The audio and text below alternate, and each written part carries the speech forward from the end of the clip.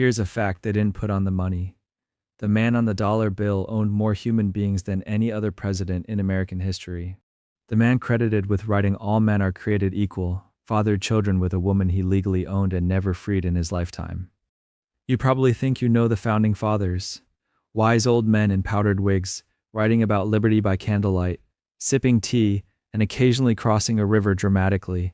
That's the textbook version, the one printed on posters in your fourth grade classroom. But here's the uncomfortable truth. The men who built this country were also flawed, contradictory, and sometimes deeply hypocritical human beings. And most of that history got quietly filed away while the myth took center stage. Every single fact you're about to hear is documented in letters, court records, diaries, and historical archives. These aren't rumors whispered at a bar. They're verifiable pieces of a past that got smoothed over for the sake of a tidy national origin story. We're talking about affairs, cover-ups, duels, addictions, financial scandals, and secrets some of these men carried to their graves, hoping history would forget. Spoiler: history didn't forget, it just got selective about what it taught. So before we dive in, do me a favor. Hit that subscribe button and give this video a like. YouTube's algorithm isn't exactly rewarding uncomfortable history lessons, and I need your help getting these stories in front of more people who deserve to hear them. Now settle in, because we're about to walk through 50 facts about the Founding Fathers that never made it into your history class. Some will make you laugh. Some will make you genuinely uncomfortable. All of them are real. Let's start with the man whose face is on your money, and whose personal life was anything but presidential. Thomas Jefferson and Sally Hemings, the man who wrote that all men are created equal, fathered at least 6 children with a woman he legally owned. Sally Hemings was enslaved at Monticello, and DNA testing conducted in 1998 confirmed a genetic link between the Jefferson male line and Hemings' descendants. Combined with decades of oral history passed down through her descendants, and detailed accounts from her son Madison Hemings describing his mother's relationship with Jefferson, the historical consensus among most historians today is that Jefferson fathered her children. Some descendants of Jefferson's white relatives dispute this, pointing to other Jefferson men who visited Monticello, but the genetic and circumstantial evidence overwhelmingly points to Thomas himself. Hemings was Jefferson's late wife's half-sister, both of them fathered by the same white plantation owner, John Wales. That means Sally Hemings was enslaved by her own brother-in-law and bore children who were his nieces and nephews as well as his sons and daughters. The relationship began when Hemings was a teenager in Paris, where Jefferson served as ambassador. She could have legally claimed freedom under French law but returned to Virginia with him instead, reportedly after he promised to eventually free their children. He kept part of that promise. Their children were allowed to leave Monticello as adults, quietly without official manumission paperwork that would draw attention. Sally Hemings herself was never formally freed by Jefferson. She was released by his daughter after his death, allowed to live out her remaining years unofficially free in Charlottesville. Jefferson never publicly acknowledged the relationship, even as political rivals openly accused him of it during his presidency. The story stayed buried under the myth of the enlightened founding father until modern science and persistent historians dragged it into the light. And speaking of contradictions in Jefferson's personal empire, his moral objections to slavery didn't stop him from selling enslaved families whenever his finances got tight, which was often. Jefferson's sale of enslaved families remains one of the sharpest gaps between his written ideals and his lived choices. In his book Notes on the State of Virginia, Jefferson called slavery a moral evil, describing the practice as depraved and warning that it corrupted both master and nation. He famously wrote that holding enslaved people was like holding a wolf by the ears, dangerous to keep and dangerous to let go. Yet Jefferson enslaved over 600 people throughout his lifetime and freed only a handful, mostly members of the Hemings family. Jefferson lived far beyond his means for most of his adult life, accumulating enormous debts through extravagant spending on wine, books, and renovations to Monticello. To manage those debts, he sold enslaved people, sometimes separating families in the process. Historical records, including his own meticulous farm books, document these sales. Parents were sold away from children, spouses were separated. Jefferson treated enslaved people as financial assets to liquidate when convenient, the same man who philosophized about natural rights and liberty in his private letters. By the time of his death in 1826, Jefferson's debts were so severe that most of his remaining enslaved workforce, along with Monticello itself, had to be sold off to satisfy creditors. The gap between Jefferson's writings on freedom and his financial dependence on slavery wasn't hidden. It was documented in his own handwriting and his own ledgers, for anyone willing to look. And speaking of founding fathers who used their considerable power to hunt down enslaved people who dared to escape, George Washington did exactly that while sitting in the president's house. George Washington's fugitive slave ads are a matter of public record, printed in newspapers of the era. The most well-known case involves Oni Judge, an enslaved woman who served Martha Washington and escaped in 1796 while the family lived in Philadelphia. Washington used his position as sitting president to pursue her, enlisting a Treasury Department official to track her down in New Hampshire, an abuse of federal resources that would raise serious questions if a modern president tried it. Judge evaded capture and lived the rest of her life as a fugitive, never legally freed. Washington's enslaved chef, Hercules, escaped around the same period, reportedly on Washington's own birthday in 1797. Washington placed newspaper notices offering rewards for his capture. Neither Judge nor Hercules were ever returned to Mount Vernon. Washington is often credited as the only founding father among the major slaveholding presidents to free his enslaved workers, and that's true, but with an asterisk worth mentioning. His will only freed them after his wife Martha's death, and even then, the provision wasn't executed until after both had passed. During his lifetime, Washington actively pursued escaped enslaved people using the machinery of the federal government he helped create. The contrast between the man who fought for national independence and the man who chased down individuals fighting for their own personal independence is one history books tend to gloss over in favor of the cherry tree story. 4. Ona Judge's escape deserves its own spotlight because what happened after she fled Philadelphia is almost more remarkable than the escape itself. In May 1799, a Portsmouth, New Hampshire newspaper editor named Benjamin Chase L. Whipple published an interview with Judge, one of the only first-hand accounts we have from an enslaved person who successfully evaded a sitting president. Judge explained that she ran because she learned she was to be given as a wedding gift to Martha Washington's granddaughter, a woman known for a violent temper. Judge said she'd rather suffer death than return to slavery. That's not a paraphrase from a historian. That's her own quoted words from 1845, decades after her escape, when she gave a second interview reflecting on her life. Washington didn't let the matter drop quietly. He wrote to his Treasury Secretary, Oliver Wolcott, asking him to use federal customs officials to track Judge down in New Hampshire, essentially deploying the machinery of the federal government to recover one woman's labor. When a Portsmouth customs collector named Joseph Whipple located her, Judge negotiated instead of surrendering, agreeing to return only if she and any future children would be guaranteed freedom after Washington's death. Washington refused the deal outright, insisting there would be no negotiating with someone he considered his property. He sent his own nephew to try to physically retrieve her in 1799. Judge got word of the plan and fled again, this time into hiding with a black family until the danger passed. She married, had 3 children, and lived the rest of her life in New Hampshire, technically still a fugitive under the law since Washington's estate never released her. She died in 1848, having outlived both George and Martha Washington by decades. Some historians note we should be careful not to romanticize her story into pure triumph. She lived in poverty for much of her life and was legally vulnerable the entire time. But her account remains one of the only detailed enslaved perspectives on the Washington household, and it directly contradicts the polished mythology surrounding Mount Vernon. And speaking of the lengths Washington went to in order to keep the people he enslaved from gaining any legal foothold toward freedom, there's a scheme that rarely makes the textbooks. Washington's secret rotation of enslaved workers out of Pennsylvania was a direct response to a law he personally disagreed with but understood well enough to exploit. In 1780, Pennsylvania passed the Gradual Abolition Act, one of the first emancipation laws in the new nation.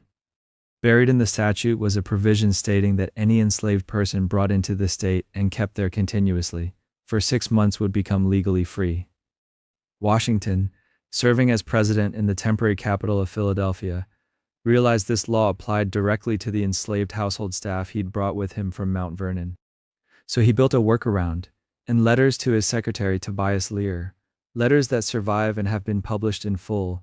Washington explicitly instructed that enslaved workers be quietly rotated back to Virginia before the 6-month clock ran out, then brought back to Philadelphia to start the clock over again.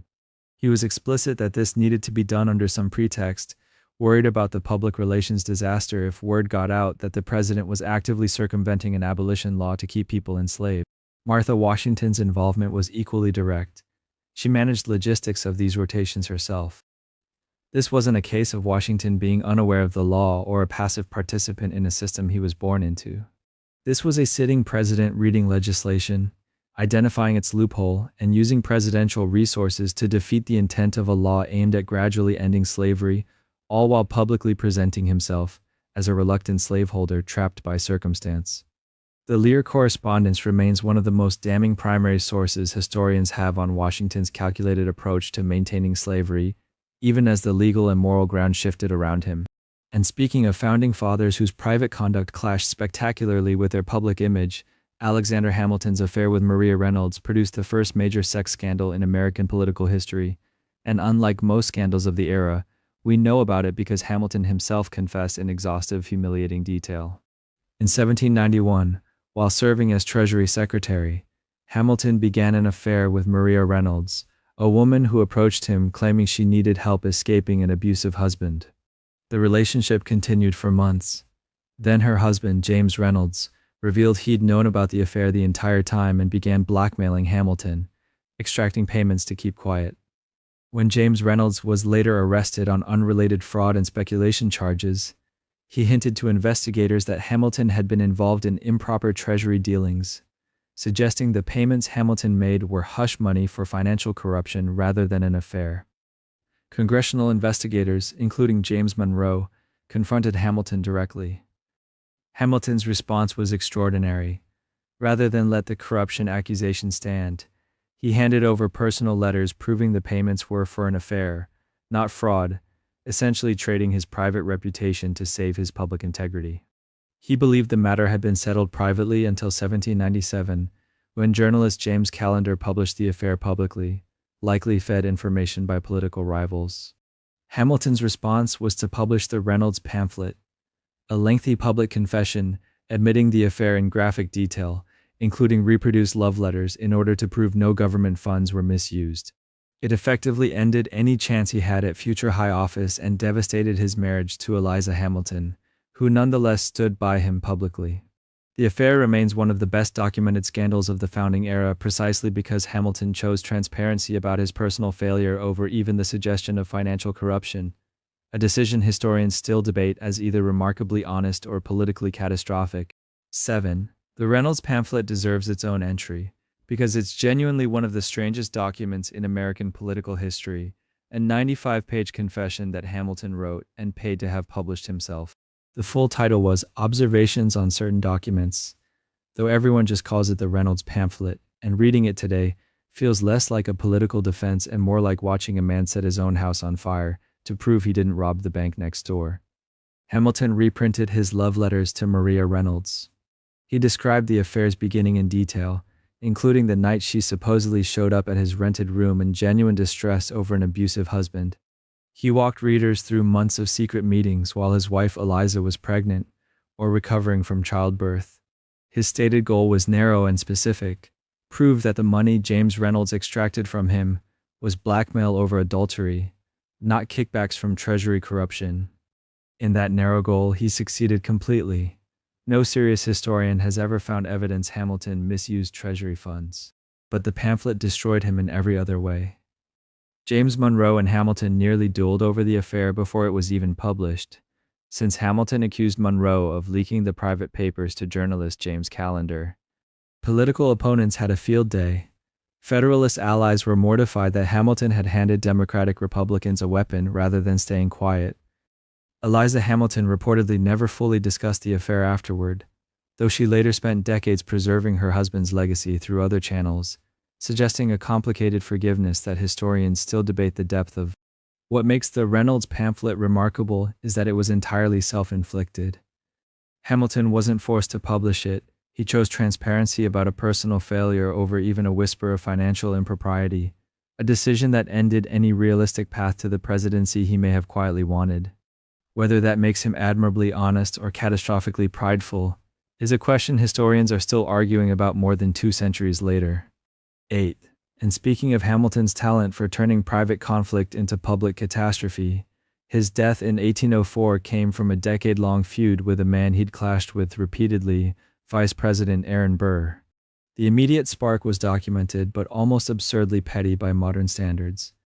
During New York's 1804 gubernatorial race, a newspaper printed a letter claiming Hamilton had expressed a despicable opinion of Burr at a private dinner. Burr demanded Hamilton either confirm, deny, or apologize for the remark. Hamilton, true to form, refused to give a clean answer, arguing he couldn't be held responsible for someone else's paraphrase of a private conversation. The exchange escalated through formal letters until dueling became, under the social code of the era, nearly unavoidable for two men obsessed with honor. On July 11, 1804, they met at Weehawken, New Jersey, the same dueling ground where Hamilton's own son Philip had died in an eerily similar duel 3 years earlier. Accounts differ on exactly what happened next, and this is where historians urge caution rather than certainty. Hamilton later claimed, through letters written beforehand, that he intended to throw away his shot, firing into the air or the trees rather than at Burr. Witness testimony was inconsistent, and some historians argue Hamilton may have simply missed rather than deliberately wasted his shot. What's undisputed is that Burr's shot struck Hamilton in the abdomen.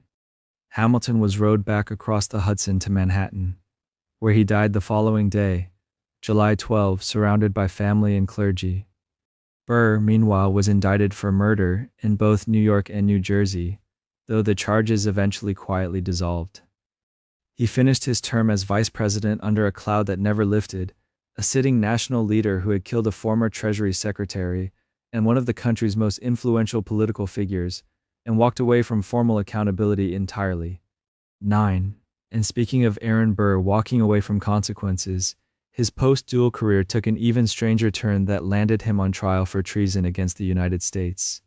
After leaving the vice presidency in 1805, Burr, now politically radioactive in the East, turned his ambitions westward. What exactly he was planning remains genuinely disputed among historians, which is itself part of what makes this story fascinating rather than a clean morality tale. The prevailing accusation was that Burr assembled men, weapons, and boats along the Ohio River with the goal of either carving out an independent nation from western U.S. territories, invading Spanish-held Mexico, or possibly both depending on how events unfolded. General James Wilkinson, Burr's own co-conspirator and a man later revealed to have been a paid Spanish agent, betrayed him by sending alarmed letters to President Jefferson describing a treasonous plot. Jefferson, who despised Burr, publicly declared his guilt before any trial had even begun, an act that strained the separation of powers and alarmed contemporaries who believed in presumption of innocence.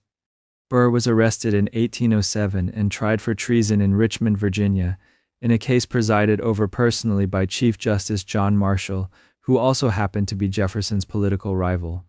Marshall insisted on a strict constitutional reading of treason, requiring an overt act witnessed by at least 2 people, a standard the prosecution simply couldn't meet despite Jefferson's pressure.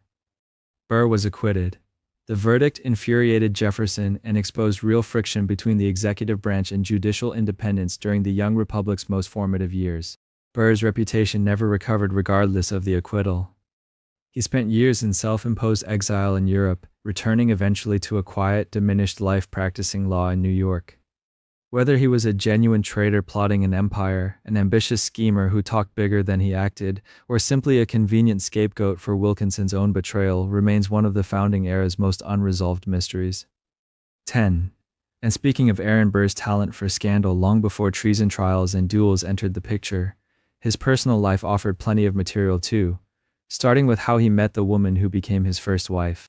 Theodosia Prevost was, by every account, sharp, well-read, and considerably older than the young Continental Army officer who started courting her in the early 1780s. There was just one complication. She was still legally married to Jacques-Marc Prévost, a British Army officer stationed in the West Indies during the Revolutionary War. Burr and Theodosia's relationship began while her husband was alive and serving on the opposing side of the war. Burr himself was fighting, which is the kind of detail that sounds almost too dramatic to be historically accurate, yet the documentation holds up reasonably well through their surviving correspondence. Letters between Burr and Theodosia from this period show an intellectual and emotional intimacy that historians generally agree predates her husband's death in 1781. Whether the relationship was physically consummated before she became a widow is genuinely unclear, and modern historians are careful not to overstate what the letters actually prove versus what they merely imply. What's undisputed is the timeline itself. Prevost died in 1781, and Burr married Theodosia the following year, remarkably fast by the social standards of the era, especially for a widow with 5 children from her first marriage. Burr's contemporaries certainly noticed the speed, and some raised eyebrows at a courtship that appeared to have started while Theodosia's first husband was still very much alive on the other side of a war. The marriage itself, by most accounts, was a genuinely happy one, built on shared intellectual interests rather than the political convenience marriages so common among the founding generation. Burr encouraged his wife's education and later applied those same progressive views to raising their daughter, also named Theodosia, whom he educated to a standard almost unheard of for women at the time. Theodosia the elder died of what was likely stomach cancer in 1794, cutting the marriage short after just 12 years. Burr never remarried in any lasting way until his final years, and some historians argue that losing Theodosia early may have removed one of the few stabilizing influences in his notoriously erratic later life, the same life that would eventually produce a deadly duel with Hamilton and a treason trial that captivated the nation. It's worth noting that wartime courtships crossing enemy lines weren't entirely unheard of during the Revolution, but the specific circumstances of Burr pursuing a still married woman connected to British military circles added yet another layer of unconventional behavior to a man whose entire career seemed built on testing exactly how far social and legal boundaries could bend before they broke. 11. And speaking of complicated family arrangements among the founders, Benjamin Franklin's personal life included a son whose very existence required a level of social maneuvering that would raise eyebrows even today.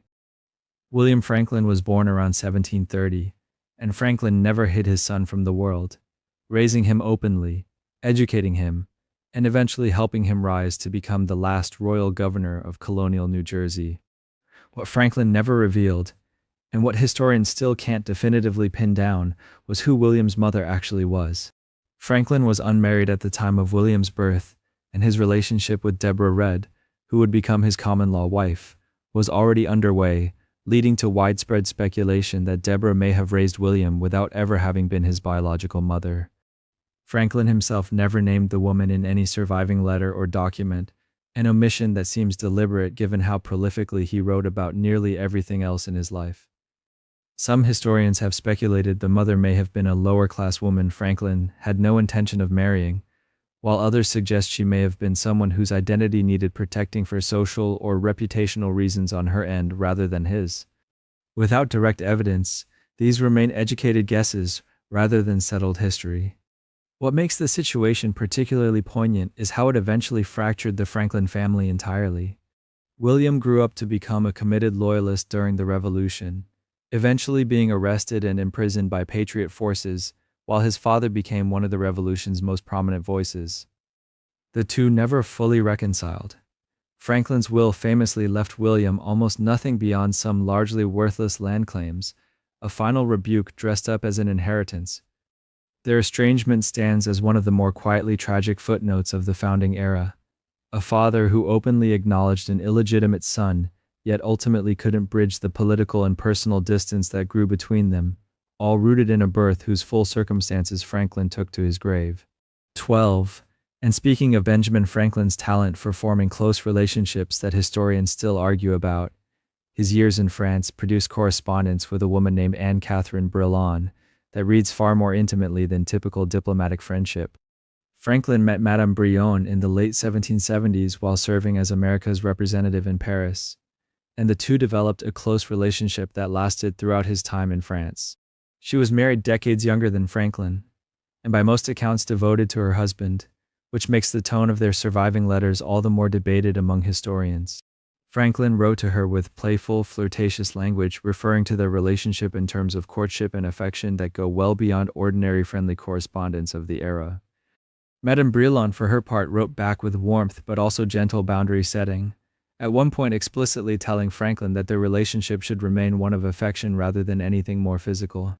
Whether the relationship was ever romantic or physical in any traditional sense remains genuinely unresolved, and most serious historians lean toward viewing it as an intense, flirtatious friendship rather than a literal affair, common enough within the elite social culture of pre-revolutionary French salons that Franklin was actively courting for diplomatic favor. Franklin was, after all, famous in Paris circles for cultivating charm as a diplomatic tool, and his elderly, folksy persona made him something of a celebrity among French aristocratic women, regardless of any romantic intentions. Still, the letters themselves are hard to entirely explain away as innocent. Franklin wrote of wanting to kiss Madame Brillon in ways that blended genuine affection with performative Enlightenment-era wit, and their correspondence includes discussions of virtue, temptation, and restraint that suggest both parties were at least aware of how their closeness might appear to outsiders. Franklin maintained similarly warm relationships with several other French women during his diplomatic years, leading some historians to view Madame Brillon's correspondence as one example of a broader pattern rather than an isolated infatuation.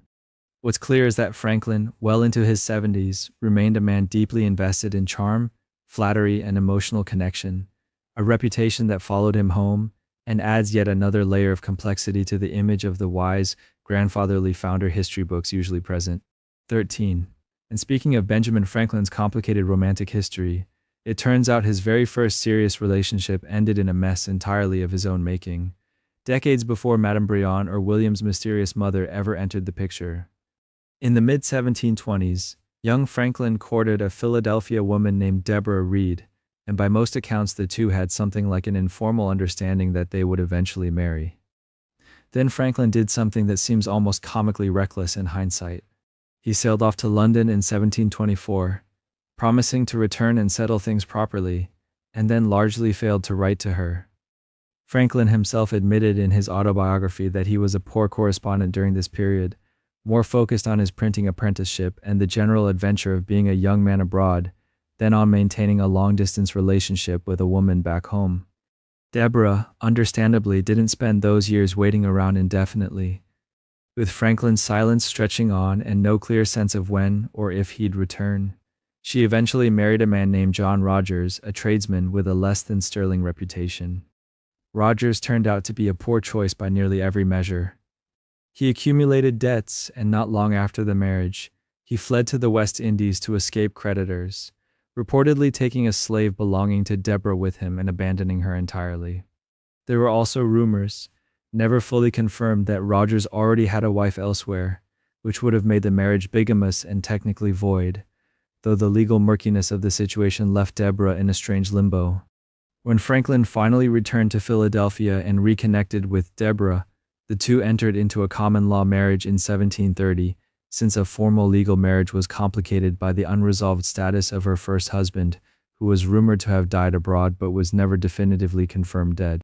Franklin later acknowledged in his own writing that his prolonged silence during his London years had directly contributed to Deborah's disastrous first marriage, treating it as a genuine regret rather than a minor footnote.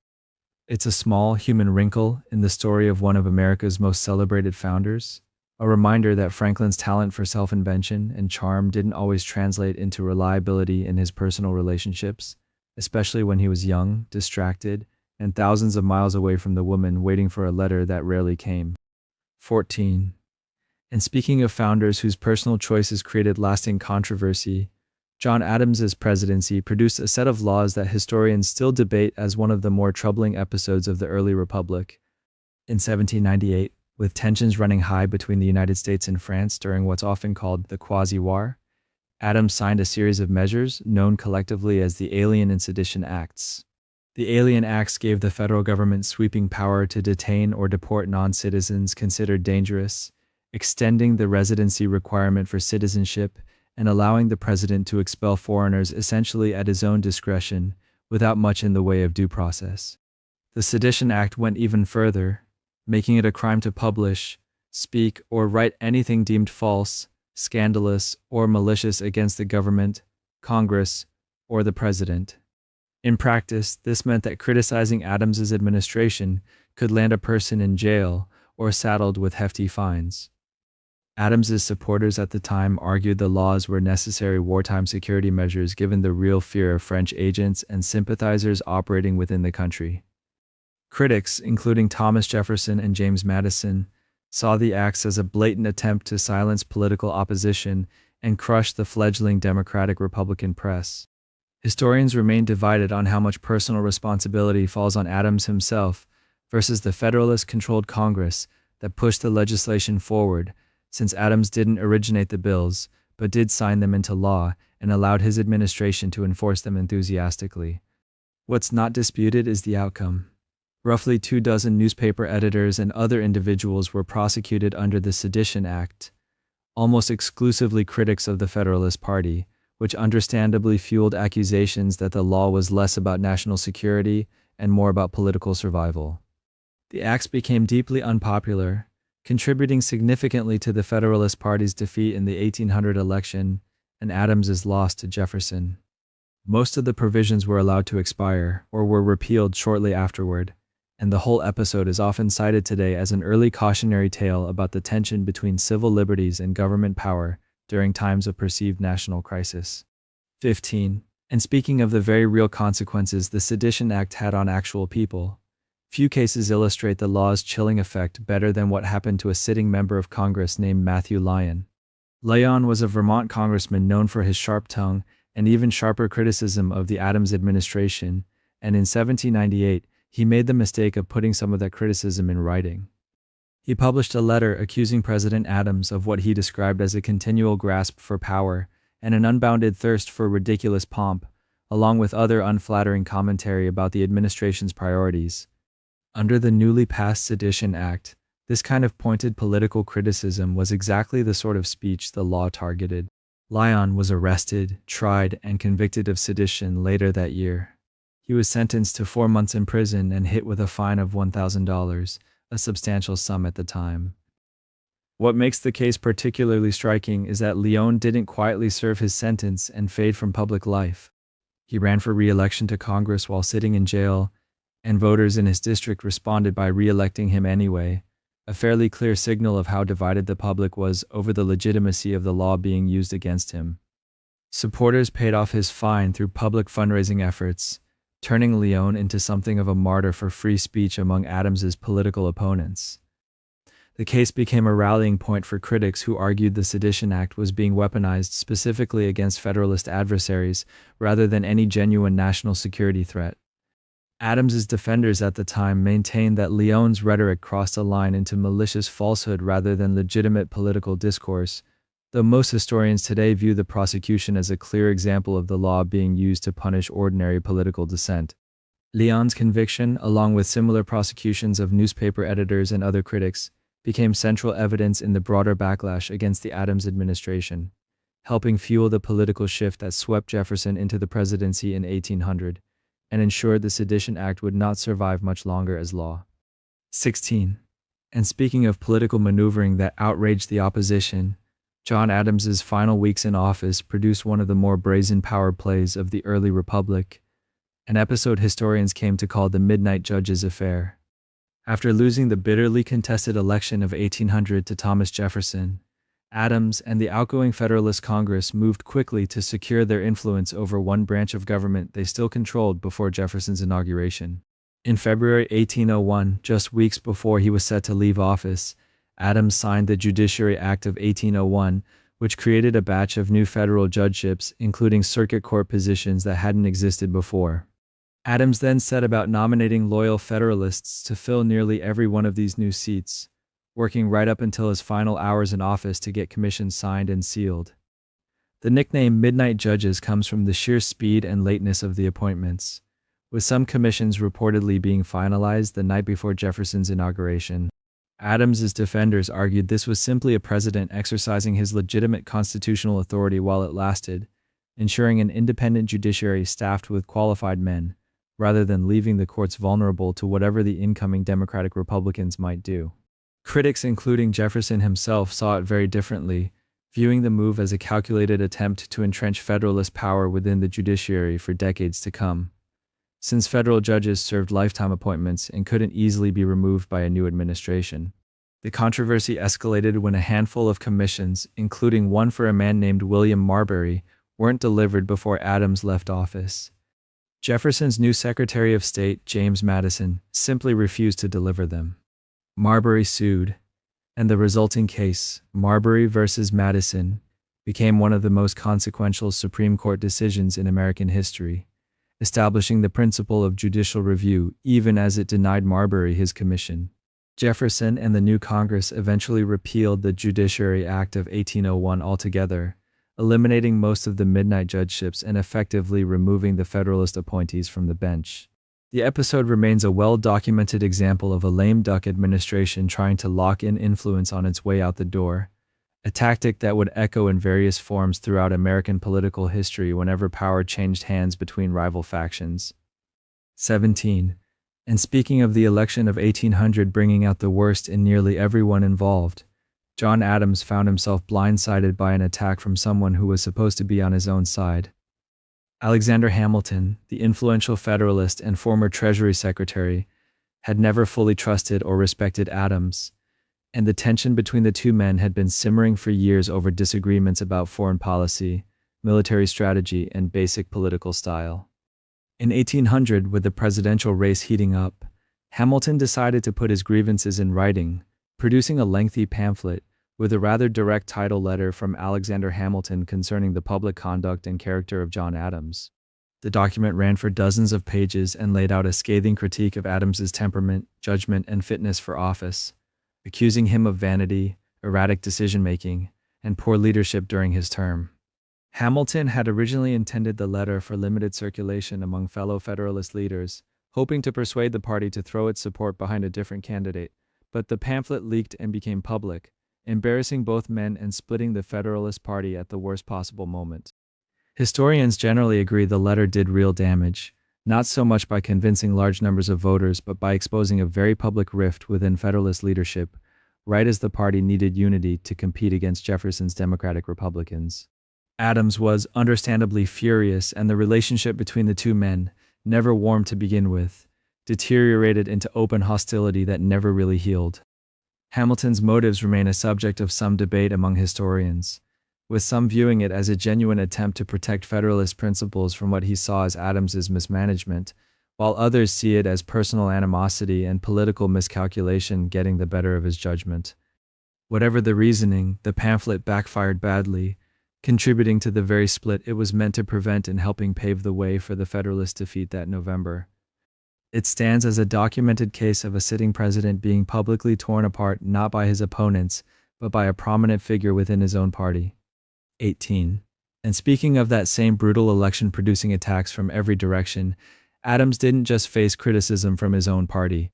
Thomas Jefferson's camp was busy running an aggressive campaign of its own against the sitting president. Jefferson himself largely stayed above the fray publicly, as was common for candidates of the era, but he quietly funded and encouraged a network of pamphleteers and newspaper editors who had no such restraint.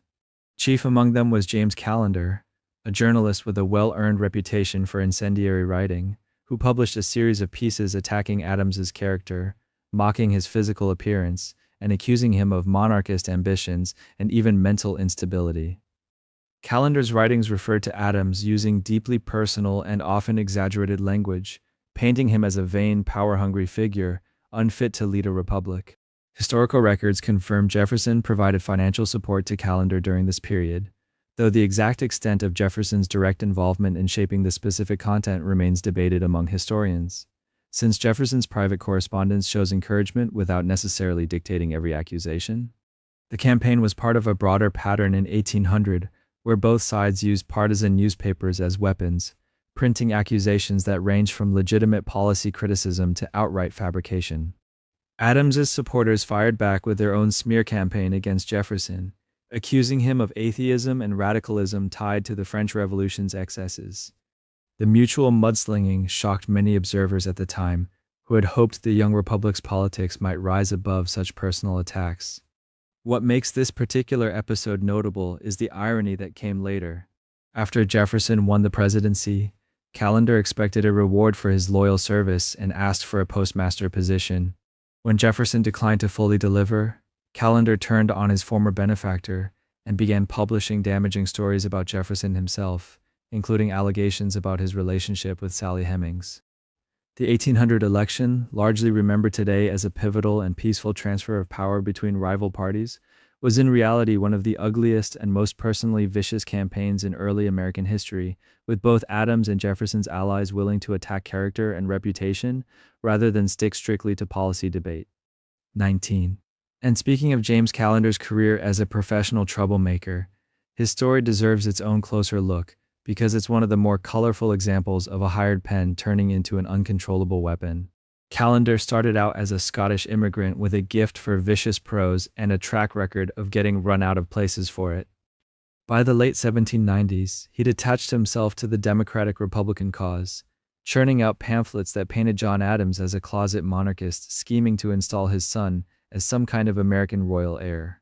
The attacks were personal and relentless, mocking Adams's weight, his temperament, his supposed vanity, and his handling of foreign affairs during the Quasi-War with France. Adams's own Federalist allies were furious, and the Adams administration eventually prosecuted Callender under the Alien and Sedition Acts, landing him in jail for 9 months on charges of seditious libel. Jefferson supporters at the time treated Callender as something of a martyr for the free press, a victim of Federalist overreach silencing a legitimate political voice. But once Jefferson took office, Callender expected to be rewarded for his service and loyalty with a plum government position, specifically the postmaster job in Richmond, Virginia. When Jefferson declined to deliver, Callender's gratitude evaporated overnight. He turned his considerable talent for character assassination directly onto the man he'd once defended, and in 1802 he published the allegations that would follow Jefferson for the rest of his life and long after, claiming Jefferson had fathered children with Sally Hemings, an enslaved woman at Monticello. The claims were sensational, deeply personal, and impossible for Jefferson to publicly address without giving them more oxygen, so he mostly stayed silent, a strategy that historians still debate as either dignified restraint or a tacit admission. DNA testing conducted in 1998 found a genetic link between the Jefferson male line and descendants of Hemings's youngest son, Estone, evidence that many historians now consider strongly supportive of the relationship, though the exact nature and circumstances remain the subject of ongoing scholarly discussion, given the power imbalance inherent in slavery itself. Callender didn't live to see any of that vindication. He drowned in the James River in 1803, under circumstances that were murky enough to fuel their own round of rumors. What's left is a strange legacy, a disgraced journalist whose grudge produced one of the most consequential and enduring scandals in presidential history, whether or not his motives for revealing it were anything close to noble. 20. And speaking of just how deep that relationship between Jefferson and Callender actually went before it all fell apart, the paper trail shows something a lot more calculated than a passing acquaintance. Historical letters and financial records confirm that Jefferson quietly funneled money to Callender during the late 1790s while Callender was producing attacks against Adams and the Federalists. Jefferson's own correspondence includes references to payments, sometimes described in vague terms as charitable assistance to a struggling writer, but the timing lines up awfully well with Callender's most aggressive publishing campaigns. Jefferson wasn't alone in using pamphleteers this way. It was standard practice for political figures of the era to work through intermediaries and sympathetic newspapermen, rather than getting their own hands dirty, since direct involvement in personal attacks was considered beneath a gentleman's public image, even as it happened constantly behind the scenes. Jefferson reportedly gave Callender at least $50 on one occasion, a meaningful sum at the time, and there's evidence of additional support funneled through allies like James Madison. When Callender was imprisoned under the Sedition Act, Jefferson expressed sympathy and, after becoming president, pardoned him along with other Sedition Act convicts, a move that looked at the time like simple justice reversing a partisan prosecution. The trouble started when Callender wanted more than a pardon. He wanted the postmaster position in Richmond and felt he'd earned it after risking prison time on Jefferson's behalf. Jefferson, perhaps recognizing the political risk of being too closely associated with such an inflammatory figure now that he held actual power, declined to grant the appointment. That refusal is widely considered the breaking point. Callender felt betrayed and abandoned by a man he believed owed him a debt, and he responded by exposing not just the Hemings allegations, but also details about Jefferson's earlier financial support, essentially confirming publicly what had previously been a quiet arrangement. The revelation embarrassed Jefferson considerably, showing the sitting president had secretly bankrolled the same kind of gutter journalism he'd publicly claimed to disapprove of. It's a documented example of how political operatives of the early republic used deniable, informal networks to shape public opinion, and how those same networks could turn dangerous the moment the money stopped flowing or the favors stopped coming. 21. And speaking of presidential decisions that backfired badly on the people they were supposed to protect, Jefferson's Embargo Act of 1807 stands as one of the most economically damaging policies of his presidency. With American ships getting seized and sailors impressed into the British Navy amid the ongoing conflict between Britain and Napoleon's France, Jefferson wanted to avoid war while still punishing both European powers for violating American neutral trading rights. His solution was to simply stop American trade with the rest of the world entirely, reasoning that Britain and France depended enough on American goods that cutting off exports would force them to respect American shipping rights. Congress passed the Embargo Act in December 1807, banning American ships from trading in foreign ports altogether. The results were almost immediately disastrous, particularly for the merchant economy of New England, where shipping, fishing, and export businesses collapsed practically overnight. Harbors sat empty, warehouses filled with goods that had nowhere to go. Unemployment among sailors and dockworkers spiked, and smuggling became rampant as merchants tried to circumvent the law however they could, particularly across the Canadian border. Federalist newspapers, concentrated heavily in the affected New England states, accused Jefferson of executive overreach, arguing he was using federal power to inflict more damage on American citizens than either Britain or France had managed to do with their naval harassment. Enforcement required increasingly aggressive government intervention, including warrantless searches and seizures of goods suspected of being smuggled, moves that struck many critics as a startling contradiction from a president who had built his political identity around limited government and states' rights. The embargo dragged on for 15 months with little effect on British or French policy, while devastating the American economy Jefferson had sworn to protect. Congress finally repealed it in March 1809, just before Jefferson left office, replacing it with more limited trade restrictions that proved similarly ineffective. Historians generally regard the embargo as one of the clearest failures of Jefferson's presidency, a case where good intentions around neutrality and avoiding war produced consequences arguably worse than the problem it was meant to solve, and a policy that left his own political legacy tangled up in the same charges of federal overreach he'd spent his career warning Americans about. 22. And speaking of Jefferson wrestling with a gap between his stated principles and the realities of holding power, few moments capture that tension better than the Louisiana Purchase. In 1803, Jefferson had the opportunity to buy roughly 828,000 square miles of territory from France for about $15 million, doubling the size of the United States overnight and securing control of the vital port of New Orleans. It was, by almost any measure, one of the great real estate deals in world history. There was just one problem. Jefferson had spent his entire political career arguing for strict constructionism, the idea that the federal government could only exercise powers explicitly granted to it by the Constitution. And nowhere in that document did it say the president had the authority to purchase foreign territory and incorporate it into the United States. Jefferson knew this. His private letters from the period show a man genuinely torn, at one point drafting a constitutional amendment that would have explicitly authorized the purchase after the fact, essentially trying to legalize something he'd already decided to do.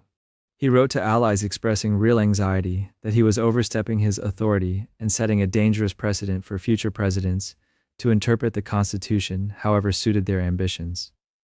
His own cabinet and advisors eventually talked him out of pursuing the amendment, arguing that the opportunity was too good to risk losing to a lengthy ratification process since Napoleon could change his mind at any moment. Jefferson ultimately went ahead with the purchase without the amendment, using a looser interpretation of executive treaty-making power that he had spent years condemning, when Federalists like Alexander Hamilton had used similar reasoning to justify a national bank. It's not a hidden conspiracy or a suppressed secret.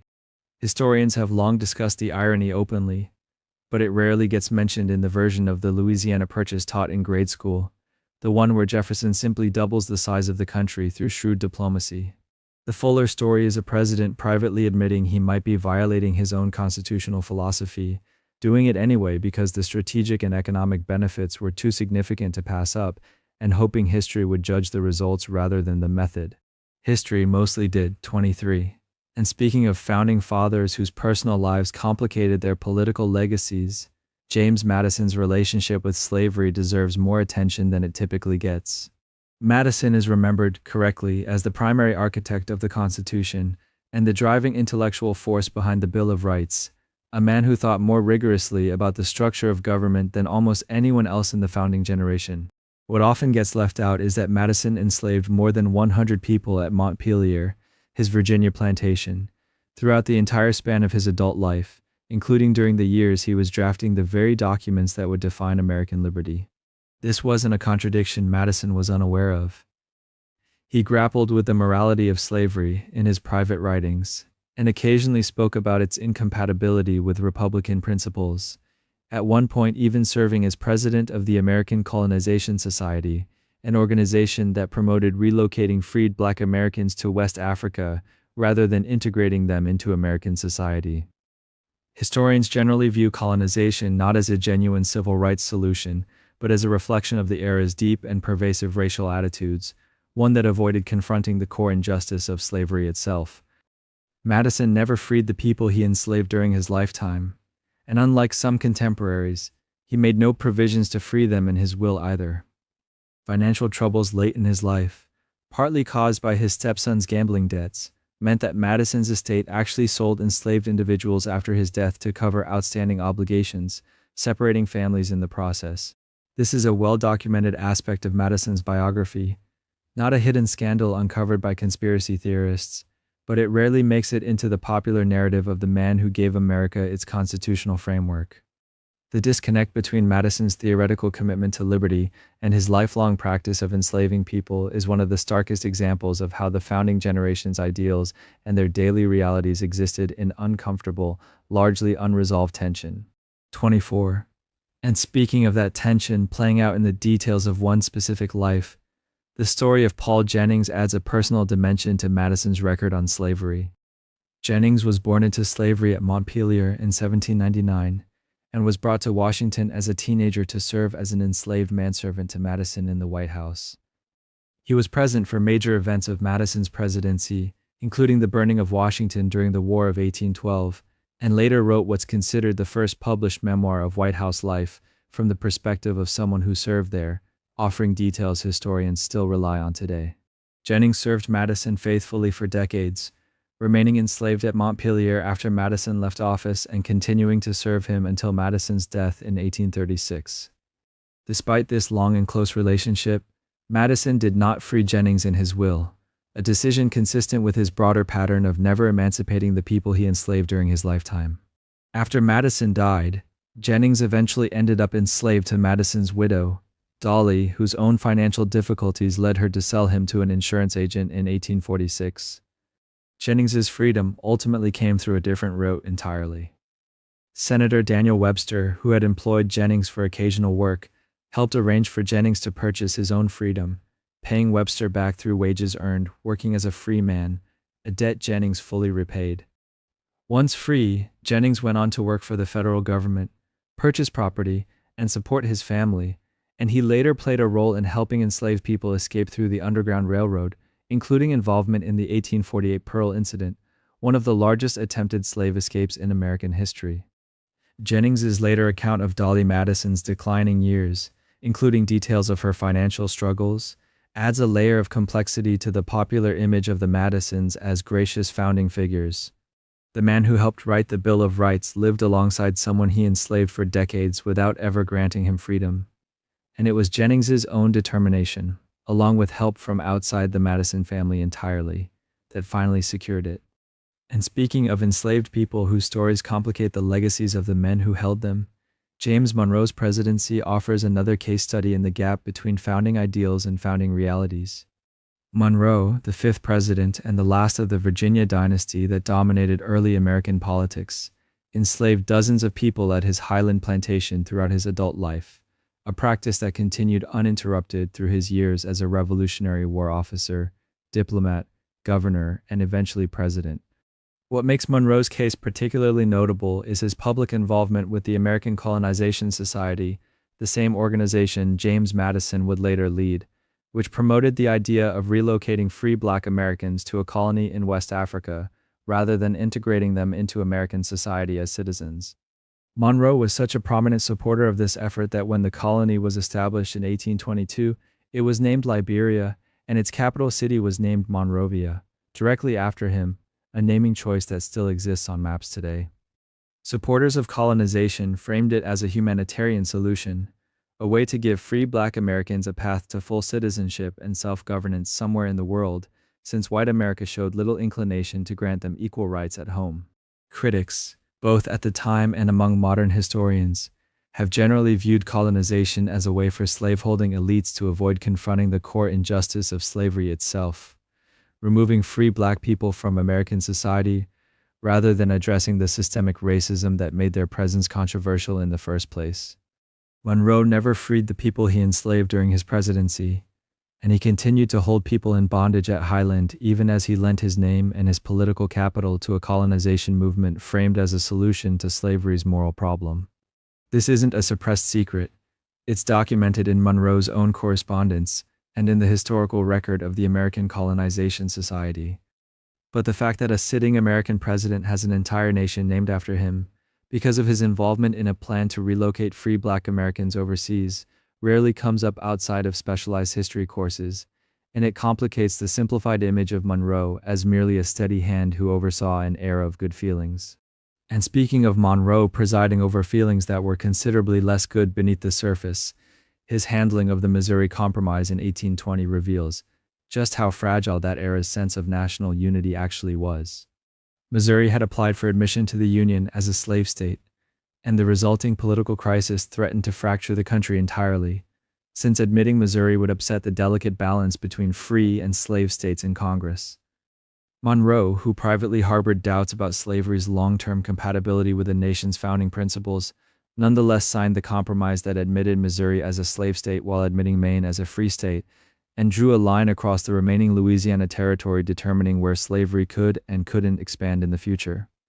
Thomas Jefferson, watching from retirement, famously described the crisis as a fire bell in the night that terrified him because he immediately understood it as the beginning of a sectional conflict that would eventually threaten the Union itself. Monroe's own private letters show a man who understood the moral stakes involved, but who ultimately prioritized political stability and the preservation of the Union over any deeper reckoning with slavery's expansion. He signed legislation that essentially institutionalized the spread of slavery westward for the next several decades, setting a precedent that would shape the sectional battles leading up to the Civil War. This isn't a hidden scandal so much as a widely documented turning point in American history, but it's rarely framed in terms of Monroe's personal contradiction, a president who expressed private reservations about slavery while formally codifying its geographic expansion through federal law. The compromise bought the Union roughly 40 more years of uneasy peace, but it did so by deepening the very divide it was designed to manage, and Monroe's signature is on the document that made it official policy. And speaking of founding figures whose private conscience never quite translated into public action, Patrick Henry's relationship with slavery stands out because he was remarkably candid about the moral problem in a way many of his contemporaries weren't. Henry is remembered today almost entirely for one line, "Give me liberty or give me death," delivered in 1775 to rally support for revolution against British rule. What's less commonly taught is that Henry wrote extensively about the hypocrisy of enslaving people while demanding liberty for oneself at one point, stating plainly in a private letter that he could not justify slavery on any moral or philosophical ground he could construct, and that he was, in his own words, drawn along by the general inconvenience of living without enslaved labor. That phrase alone, admitting that convenience rather than principle kept him from acting on his own stated beliefs, is about as direct an acknowledgement of moral compromise as you'll find from any founding father. Despite writing these words, Henry continued to enslave dozens of people throughout his life, including during his terms as governor of Virginia, and he never took meaningful steps toward freeing them, either during his lifetime or in his will. Historians have generally treated Henry's letter as a genuinely candid moment of self-awareness rather than empty rhetoric, which in some ways makes his continued participation in slavery more striking, not less. He wasn't a man who had convinced himself slavery was justified. He was a man who recognized the injustice clearly, articulated it in writing, and chose economic convenience over principle anyway. This pattern, recognizing a moral wrong while continuing to benefit from it, runs through much of the founding generation, but Henry's case is unusually well documented because he put his own contradiction into words, rather than leaving it for historians to infer. The man whose most famous words are a demand for liberty spent his life enslaving people who had none, and he said so himself. 28. And speaking of Patrick Henry's words facing scrutiny long after he spoke them, his most celebrated moment as a revolutionary orator has its own asterisk buried in the historical record. In 1765, Henry stood before the Virginia House of Burgesses to denounce the Stamp Act, the British tax that outraged colonists by requiring stamped paper for virtually every official document and publication. Henry's speech that day was electric enough that witnesses claimed some members shouted treason in response to his words, a reaction that has become part of the legend surrounding the moment.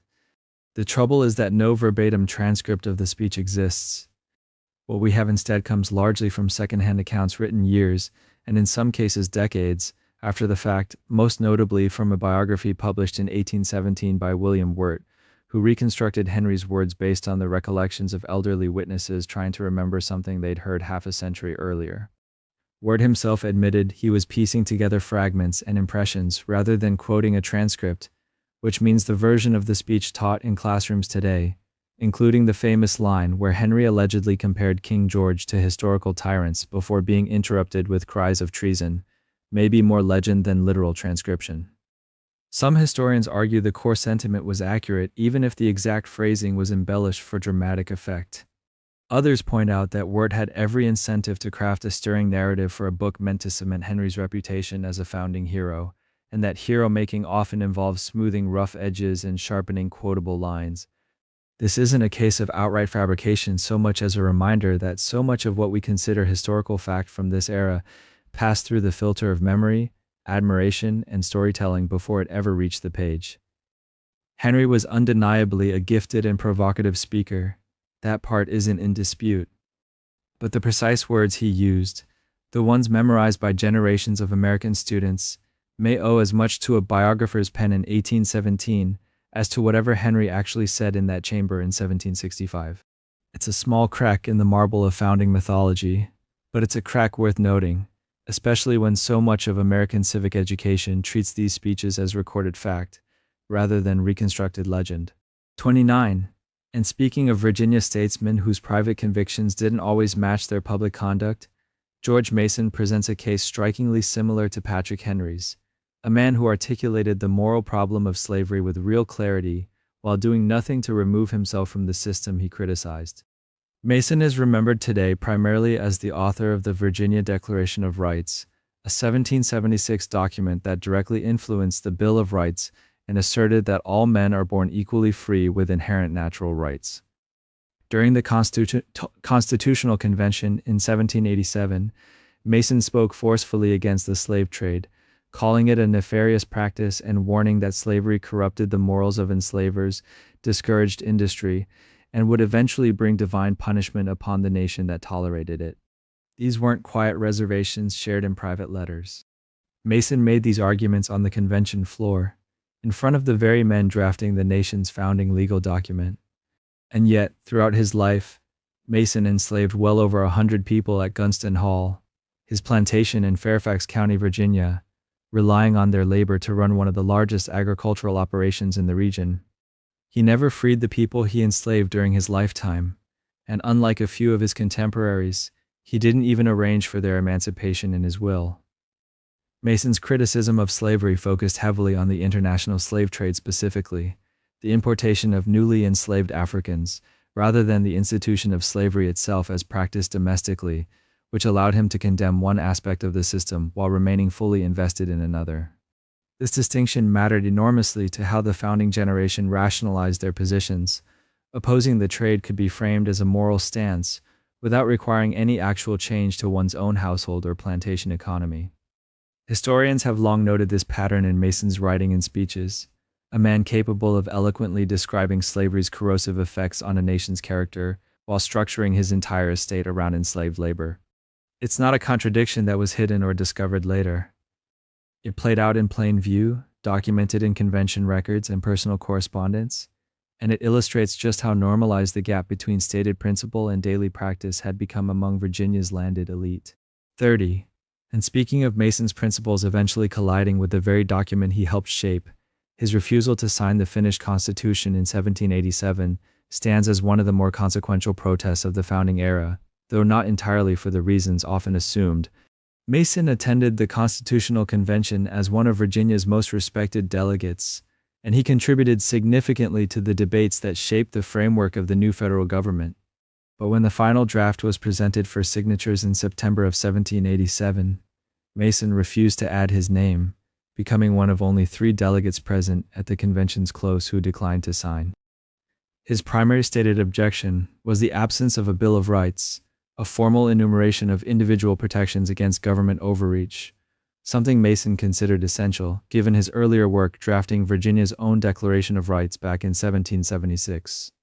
Without explicit protections for freedom of speech, freedom of religion, trial by jury, and protection against unreasonable searches, Mason argued the new federal government could too easily become as tyrannical as the British crown the colonies had just fought to escape.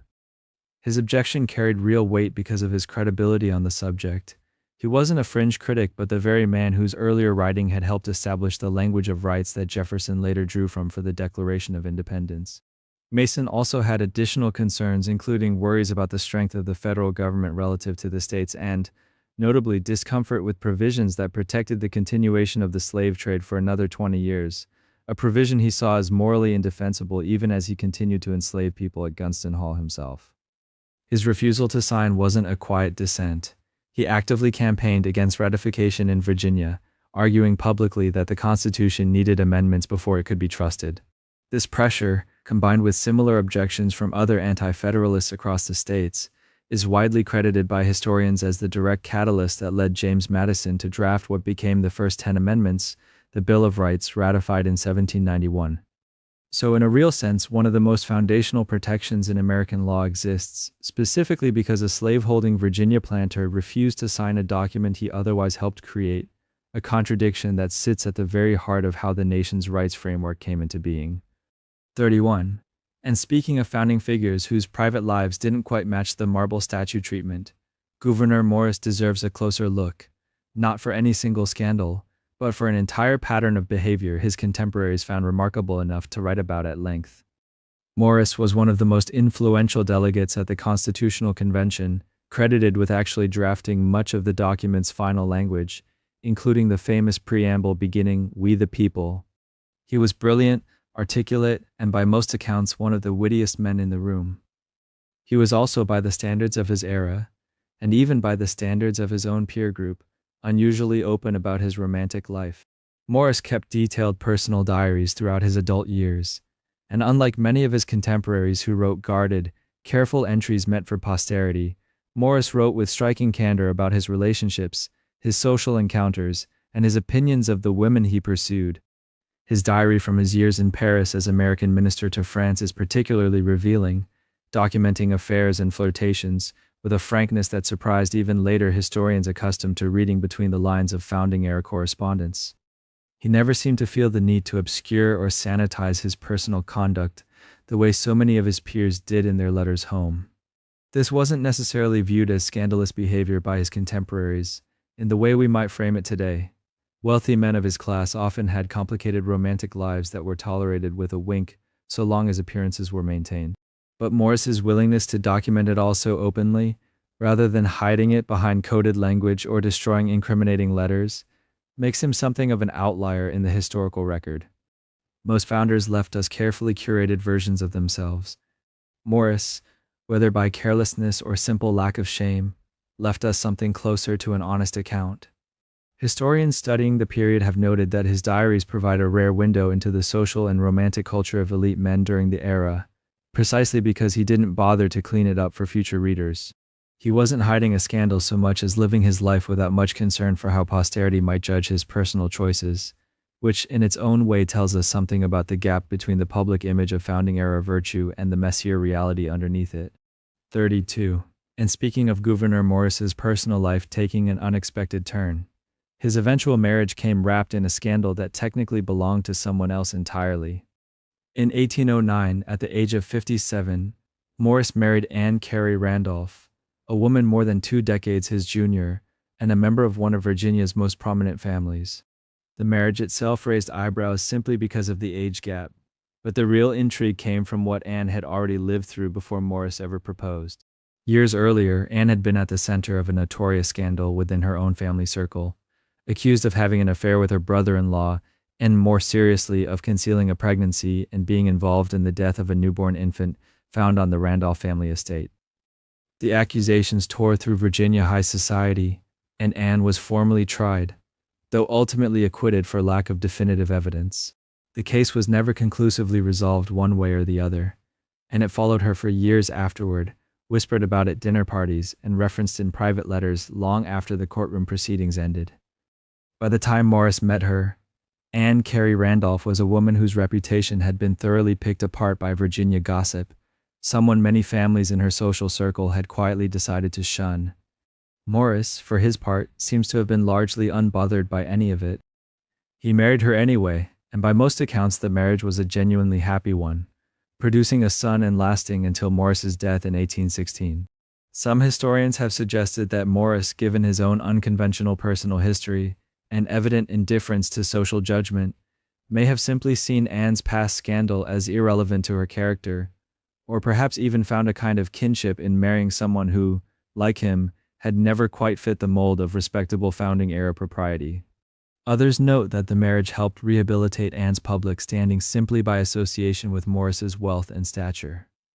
Either way, it's a reminder that the scandal-adjacent lives of the founding generation weren't confined to the men who signed the documents.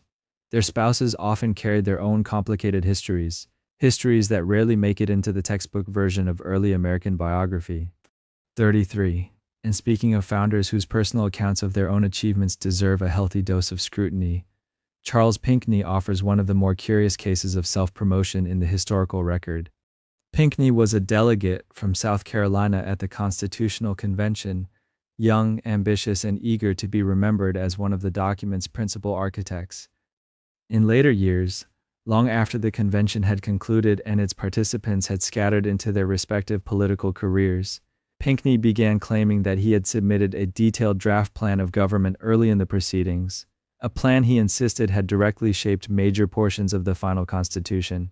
He went so far as to produce what he claimed was a copy of this original plan decades after the fact, presenting it as evidence of his outsized contribution to the founding document. The trouble is that the official convention records from 1787, incomplete as they are, don't corroborate the scope of what Pinckney claimed. James Madison, who kept the most extensive notes of the proceedings, and whose records are generally considered the most reliable account we have of what actually happened inside that closed room in Philadelphia, made no mention of a Pinckney plan nearly as comprehensive as the one Pinckney later described. Historians examining the timeline and the surviving documentation have generally concluded that Pinckney significantly exaggerated his role, reconstructing and embellishing his supposed draft years after the fact in a way that conveniently aligned with the Constitution's eventual final form. This isn't to say Pinckney contributed nothing. He was an active and engaged delegate who genuinely participated in the debates and likely did submit some form of proposal. But the grand narrative he later constructed, positioning himself as an unheralded principal author whose ideas had been unfairly overlooked by history, doesn't hold up particularly well against the actual documentary record. It's a case that illustrates something broader about how founding-era reputations were built and maintained, often through the individual's own persistent efforts to shape how they'd be remembered, sometimes decades after the events in question, when few people remained who could contradict the story firsthand. 34. And speaking of founders whose personal reputations don't quite match the historical record, let's talk about Charles Cotesworth Pinckney, a South Carolina delegate whose defense of slavery at the Constitutional Convention deserves a closer look. Pinckney was a Revolutionary War veteran, a respected lawyer, and one of the wealthiest planters in South Carolina, which meant his wealth was built directly on the labor of enslaved people working his rice plantations.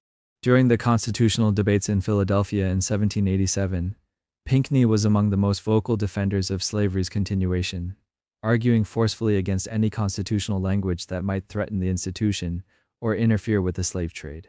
He wasn't shy about it. He told his fellow delegates plainly that South Carolina would never join the Union if the Constitution attempted to abolish slavery or restrict the importation of enslaved people. This wasn't a man wrestling privately with contradiction the way Jefferson supposedly did in his letters.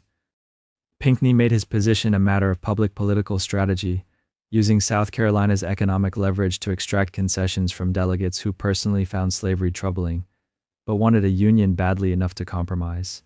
He successfully pushed for provisions protecting the slave trade for at least 20 years, and helped shape language that avoided directly naming slavery while still protecting it constitutionally.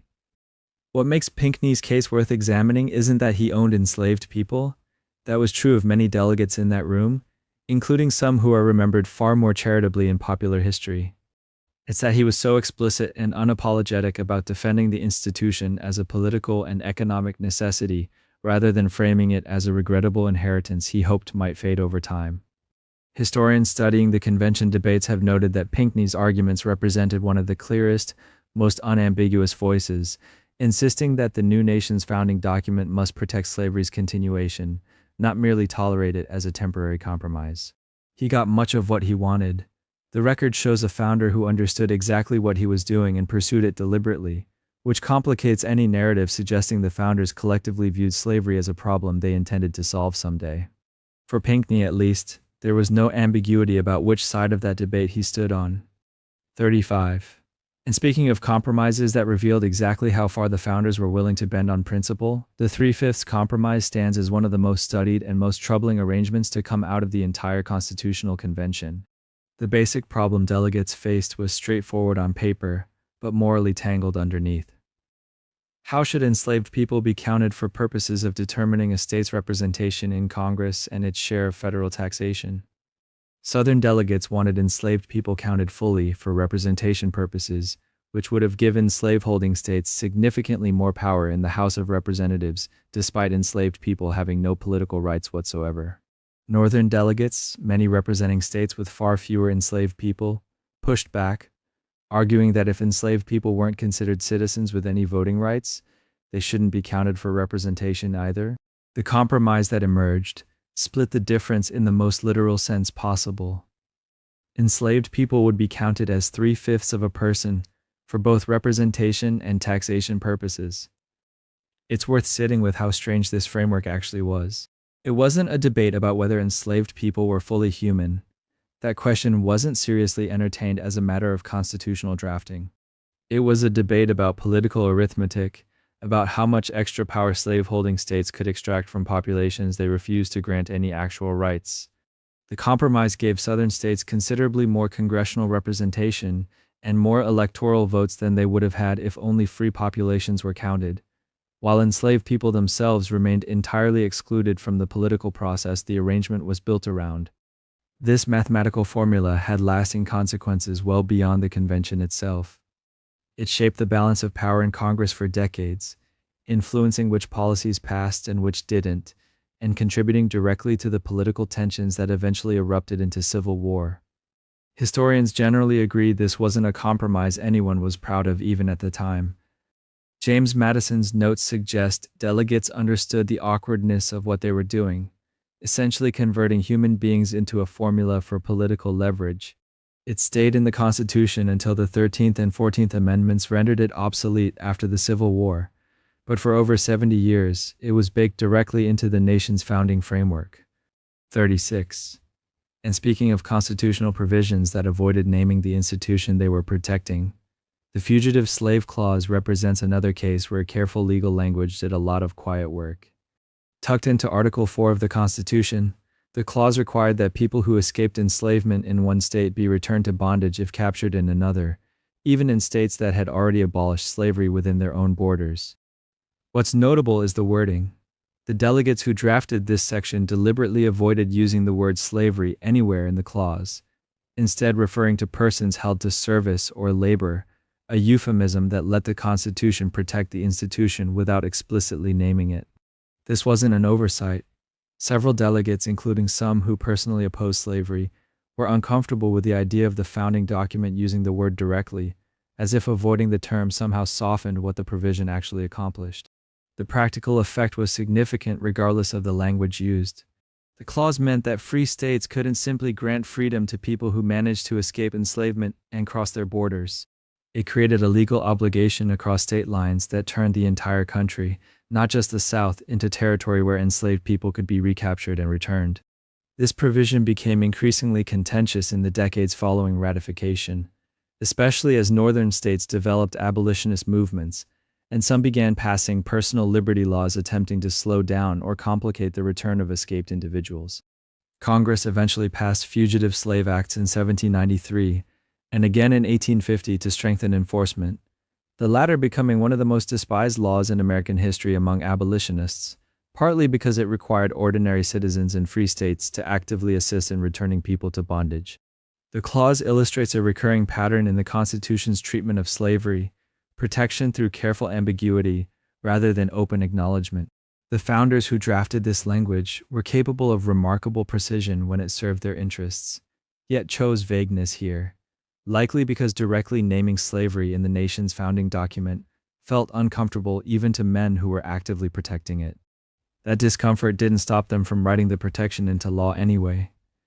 37. And speaking of constitutional provisions that protected slavery through careful timing rather than outright endorsement, the 1808 slave trade delay deserves its own close examination. Article 1, Section 9 of the Constitution contains a clause stating that Congress could not prohibit the migration or importation of persons that individual states thought proper to admit prior to the year 1808. Once again, notice the language: no mention of slavery, no mention of Africa, no mention of the actual human beings being transported across the Atlantic in chains. Just bureaucratic phrasing about migration and importation, as if the delegates were discussing agricultural tariffs rather than a 20-year guarantee that the international slave trade could continue unimpeded. This clause emerged from intense negotiation between delegates from states like South Carolina and Georgia, who depended heavily on continued importation of enslaved people to sustain their plantation economies, and delegates from states where the trade was becoming less economically necessary or increasingly viewed as morally indefensible. The compromise set a specific expiration date, but that 20-year window wasn't a minor technicality.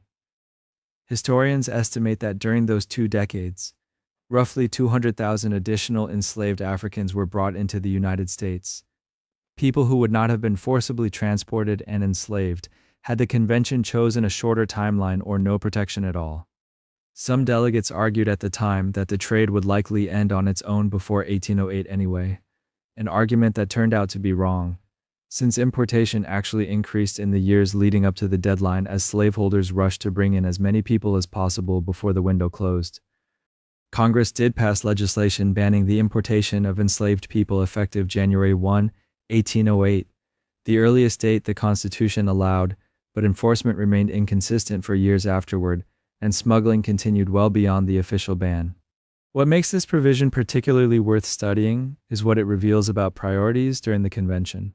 Delegates were willing to negotiate over almost every aspect of the new government structure, but when it came to the slave trade, the resulting compromise wasn't abolition. It was a 20-year extension with a built-in expiration date that satisfied Southern delegates enough to keep them at the negotiating table. The framers, who are often credited with designing a remarkably durable system of government, also designed, quite deliberately, a temporary protection for one of history's most brutal practices, calculated not around morality, but around how long certain states needed to keep the practice profitable before agreeing to let it end. 38. And speaking of decisions made behind closed doors that shaped the entire framework of American government, the secrecy surrounding the Constitutional Convention itself is worth examining closely. When 55 delegates gathered in Philadelphia in the summer of 1787, they didn't simply choose to keep their proceedings private as a matter of convenience. They formally adopted a rule of secrecy, agreeing that nothing spoken in the debates would be published or communicated without the convention's permission. Windows were kept shut despite Philadelphia's brutal summer heat, partly to prevent conversations from carrying outside to curious passers-by. Guards were posted at the doors. Delegates were instructed not to discuss the proceedings even in private letters to family members. James Madison kept detailed notes throughout the convention, notes that became one of the primary historical records of what actually happened in that room, but he didn't allow them to be published during his lifetime. They weren't released until 1840, more than 50 years after the convention concluded, meaning the American public spent decades operating under a constitution without full knowledge of the debates, disagreements, and compromises that produced it. Why the secrecy? Delegates argued it allowed for more honest debate, freeing them to change positions, propose unpopular ideas, and negotiate difficult compromises without worrying about public backlash or political consequences back home. There's a reasonable argument that secrecy did allow for more productive negotiation, since delegates could abandon failed proposals without permanent political embarrassment. But secrecy also meant the public had no real-time insight into decisions that would govern their lives, including compromises over slavery, the structure of federal power, and the mechanics of the Electoral College. Citizens were presented with a finished document and asked to ratify it, without transparency into the arguments, trade-offs, or dissenting voices that shaped its final form. Some delegates, like George Mason, refused to sign the finished Constitution at all, partly due to concerns that never became widely known until historical records were eventually released. The secrecy of the convention represents an uncomfortable tension at the heart of American democracy's founding moment. A document meant to establish government by consent of the governed, drafted entirely outside public view, with its authors deliberately shielding their reasoning from the very people they were creating a government for. 39. And speaking of founders whose personal fortunes tell a very different story than their public reputation suggest, Robert Morris's financial collapse deserves a closer look. During the Revolutionary War, Morris earned the nickname the financier of the Revolution, and it wasn't an exaggeration.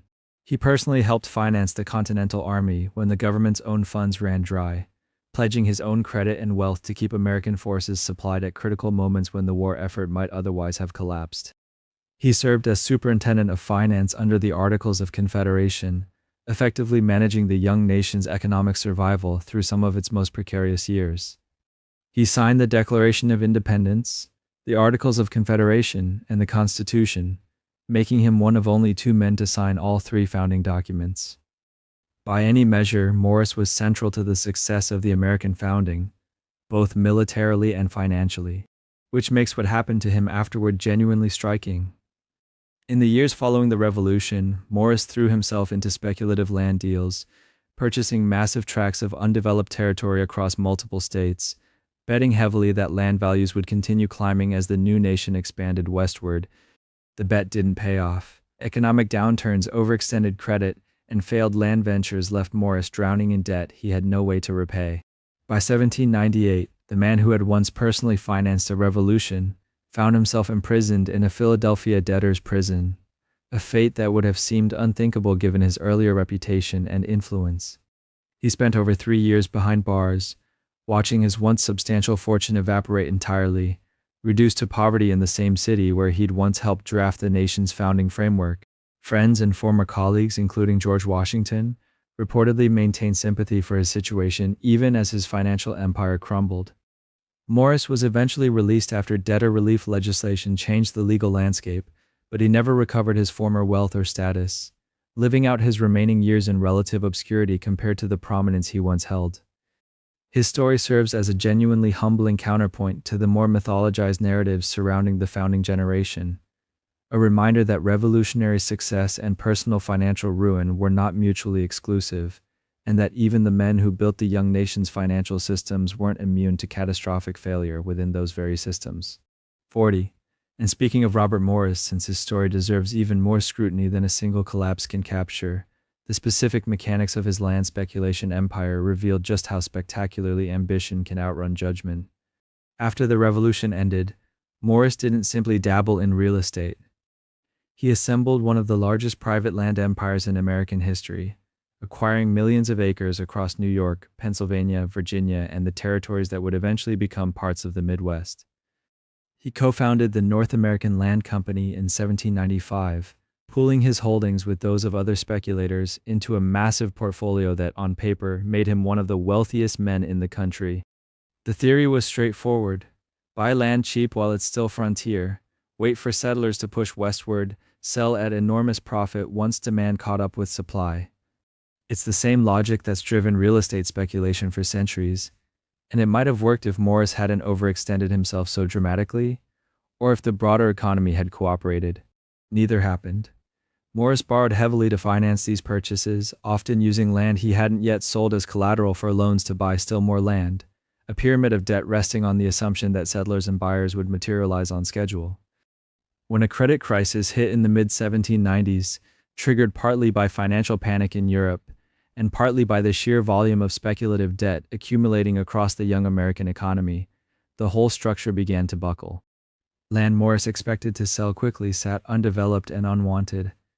Creditors who had extended him enormous sums grew nervous and started calling in debts he had no liquid means to repay. Lawsuits piled up from investors, business partners, and creditors, each one chipping away at what remained of his fortune and reputation. Morris tried desperately to restructure his debts, selling off assets, negotiating with creditors, even building a lavish mansion in Philadelphia that locals nicknamed Morris's Folly, a half-finished testament to the gap between his aspirations and his actual finances. By 1798, none of it was enough. Creditors had him arrested, and Morris was sent to the Prune Street debtors' prison in Philadelphia, where he remained for over 3 years. Imagine that scale of reversal. A man who had personally pledged his own credit to keep the Continental Army fed and armed, who had helped design the nation's early financial systems, was now confined to a cell because he couldn't pay debts accumulated chasing frontier land deals. Visitors, including old friends from his revolutionary days, reportedly found him in reduced circumstances that would have been unimaginable a decade earlier. He was eventually released after federal bankruptcy legislation changed how debtors could be treated, but the empire was gone permanently. The North American Land Company itself limped along for years afterward, tangled in legal disputes long after Morris's release, a lingering monument to speculative excess. What makes this particular chapter worth revisiting isn't just the drama of the fall, it's what it reveals about how quickly financial reputation could evaporate in the early republic, even for men considered indispensable to the nation's founding. Morris wasn't defrauding anyone or acting with obvious malice. He was making the kind of leveraged bets that speculators still make today, just without modern safeguards, credit ratings, or bankruptcy protections that might have softened the landing. The financier of the revolution became, quite literally, a cautionary tale about credit, ambition, and the thin line separating visionary investment from catastrophic overreach. 41. And speaking of founders whose fortunes were built on activities that sat somewhere between clever business and outright lawbreaking, John Hancock's smuggling accusations deserve a much closer look than most textbooks give them. Hancock is remembered today mostly for his enormous flourishing signature on the Declaration of Independence, a signature so large it's become a cultural shorthand for putting your name on something boldly. What gets left out is that Hancock built much of his fortune through trade practices that British customs officials considered flagrantly illegal. As one of colonial Boston's wealthiest merchants, Hancock inherited a shipping business from his uncle and expanded it aggressively, trading in everything from tea and textiles to, according to British officials, substantial quantities of smuggled molasses and other goods brought in specifically to avoid British import duties. In 1768, matters came to a head when customs officials seized Hancock's ship, the Liberty, claiming he had violated trade regulations by unloading wine without properly declaring the full cargo or paying the required duties. The seizure set off immediate chaos.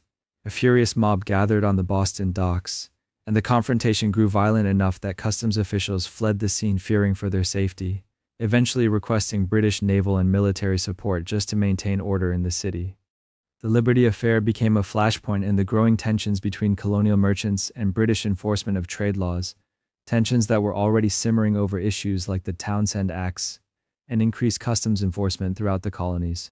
Hancock faced formal legal proceedings over the incident, defended in part by none other than John Adams, though the case against Hancock was eventually dropped, likely due to a combination of legal technicalities, political pressure, and the sheer difficulty of prosecuting a man with Hancock's wealth, connections, and popular support. Whether Hancock was guilty of deliberate, systematic smuggling or simply caught in overzealous enforcement designed to make an example of a prominent colonial merchant remains genuinely debated among historians, and the evidence allows for both interpretations depending on how much weight you give British customs records versus the political context of the accusations. What's clear is that the incident transformed Hancock from a wealthy merchant into a genuine symbol of colonial resistance, someone whose personal business disputes with British authorities became inseparable from the broader argument over parliamentary taxation and colonial rights. Hancock leaned into this transformation, funding patriot causes generously, and positioning himself as a defender of colonial liberties against what he and others characterized as unjust British overreach. Whether his opposition to British trade enforcement stemmed primarily from principled belief in colonial self-governance or from entirely practical concerns about protecting his own considerable trading profits is a question that doesn't have a clean answer, and it's worth sitting with that ambiguity rather than flattening Hancock into either a pure patriot or a self-interested smuggler. Most likely, like plenty of historical figures, he was some combination of both. A wealthy man whose economic interests happened to align neatly with a political cause he came to champion with real conviction. 42. And speaking of founders whose early careers were far less impressive than their later revolutionary reputations would suggest, Samuel Adams's struggles as a Boston tax collector reveal a surprisingly rocky start for a man who eventually became one of the most effective organizers of colonial resistance. Before Adams was orchestrating protests, organizing the Sons of Liberty, or helping ignite the events that led to the Boston Tea Party, he held a fairly mundane government position as a tax collector for the city of Boston, a job he took on in 1756. It did not go well. Adams struggled significantly with the basic administrative demands of the role, falling substantially behind in properly collecting and remitting the tax funds he was responsible for handling. By some estimates, the shortfall in funds Adams failed to collect or properly account for grew into the thousands of pounds, a genuinely significant sum for the time, enough that it drew formal scrutiny and criticism from Boston's town officials who depended on those funds for municipal operations. Whether this stemmed from genuine incompetence, disorganization, deliberate leniency toward struggling taxpayers he sympathized with, or some combination of factors remains a subject of historical debate, since Adams left behind conflicting accounts and the surviving records don't paint a fully clear picture of his intentions.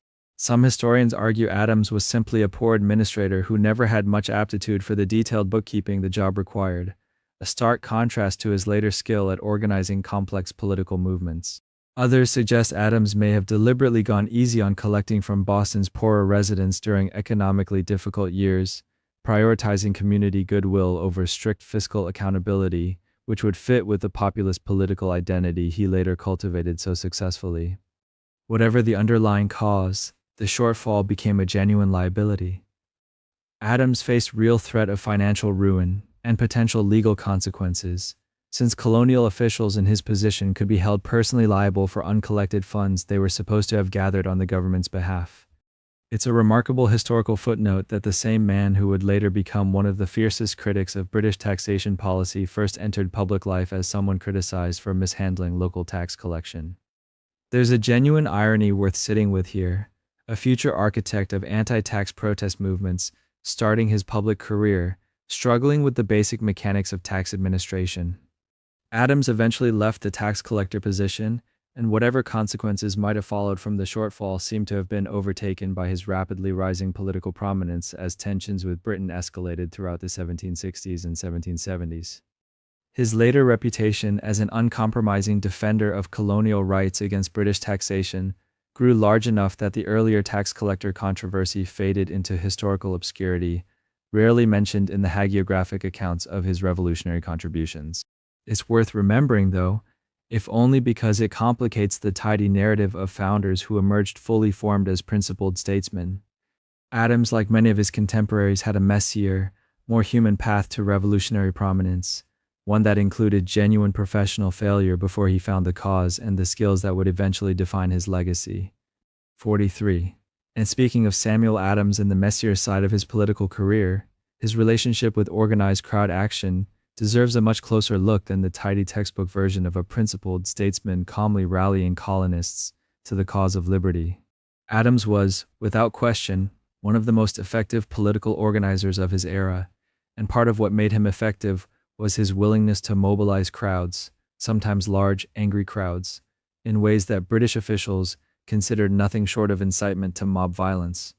Throughout the 1760s and early 1770s, Adams helped coordinate protests against British taxation policies, from the Stamp Act to the Townshend Acts, protests that frequently escalated into property destruction, intimidation of British officials, and outright violence against people perceived as Loyalist sympathizers or Crown enforcers. The Stamp Act riots of 1765 saw the home of Massachusetts Lieutenant Governor Thomas Hutchinson ransacked by a crowd, his furniture smashed, his wine cellar emptied, his manuscripts scattered into the street. Adams didn't personally swing an axe, but he was deeply involved in organizing the broader resistance movement that created the conditions for that kind of destruction, and he rarely condemned the violence when it occurred.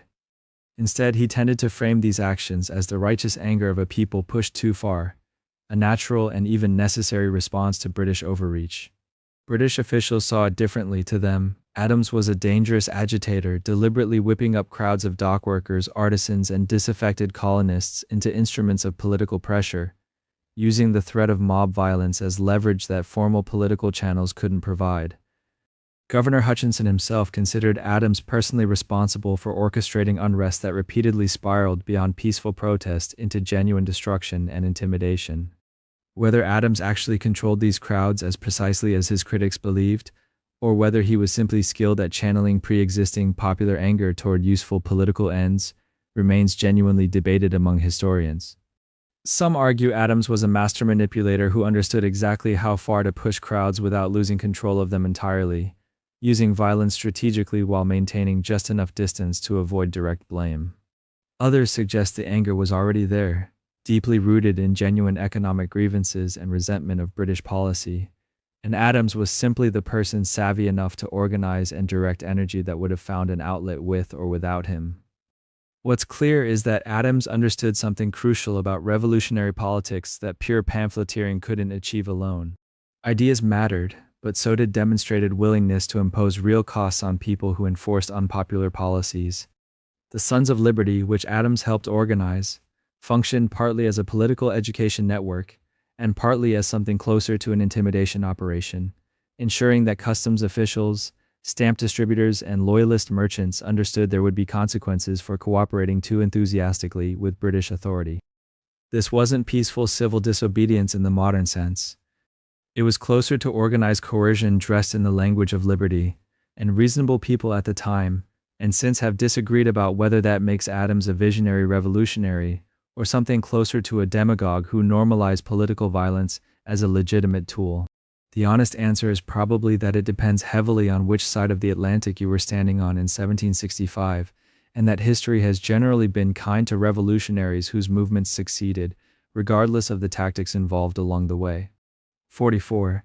And speaking of founders whose personal choices sat uncomfortably alongside their public principles, John Jay's relationship with slavery reveals a genuinely complicated evolution that resists easy categorization as either hypocrisy or heroism. Jay is remembered today as one of the founding era's more consistent opponents of slavery, and that reputation isn't undeserved. He helped found the New York Manumission Society in 1785, an organization dedicated to gradually ending slavery in New York State and improving conditions for free Black New Yorkers, and he served as its president for several years. He supported legislation aimed at gradual emancipation and spoke about slavery in terms that acknowledged its fundamental injustice, language that was genuinely progressive for a prominent political figure of his era. But here's the part that complicates the tidy narrative. Jay owned enslaved people himself for years, including during the very period when his abolitionist views were forming, and even after he'd begun voicing public opposition to the institution. Historical records indicate Jay held at least 5 enslaved individuals at various points, using their labor in his household while simultaneously helping build one of the era's more prominent anti-slavery organizations. This wasn't a brief early life inconsistency he quickly corrected. The overlap between his slaveholding and his abolitionist advocacy stretched across a meaningful span of years, raising the obvious and uncomfortable question of how someone could genuinely believe slavery was wrong while continuing to personally benefit from it. Jay's defenders point out that his views evolved gradually, as many people's did during this period, and that he did eventually free the enslaved people in his household, framing manumission as something that should happen once individuals had, in his own words, earned their freedom through service, a paternalistic framework that sounds deeply troubling by modern standards, but reflected common gradualist thinking among moderate abolitionists at the time. Critics argue this timeline reveals something less flattering: a man who understood slavery's injustice well enough to organize against it publicly, while remaining unwilling to immediately sacrifice his own domestic convenience. Both interpretations contain some truth. Jay's gradualism reflected genuine, if limited, moral discomfort with slavery, combined with a worldview that still prioritized property rights, social order, and his own economic interests over immediate abolition.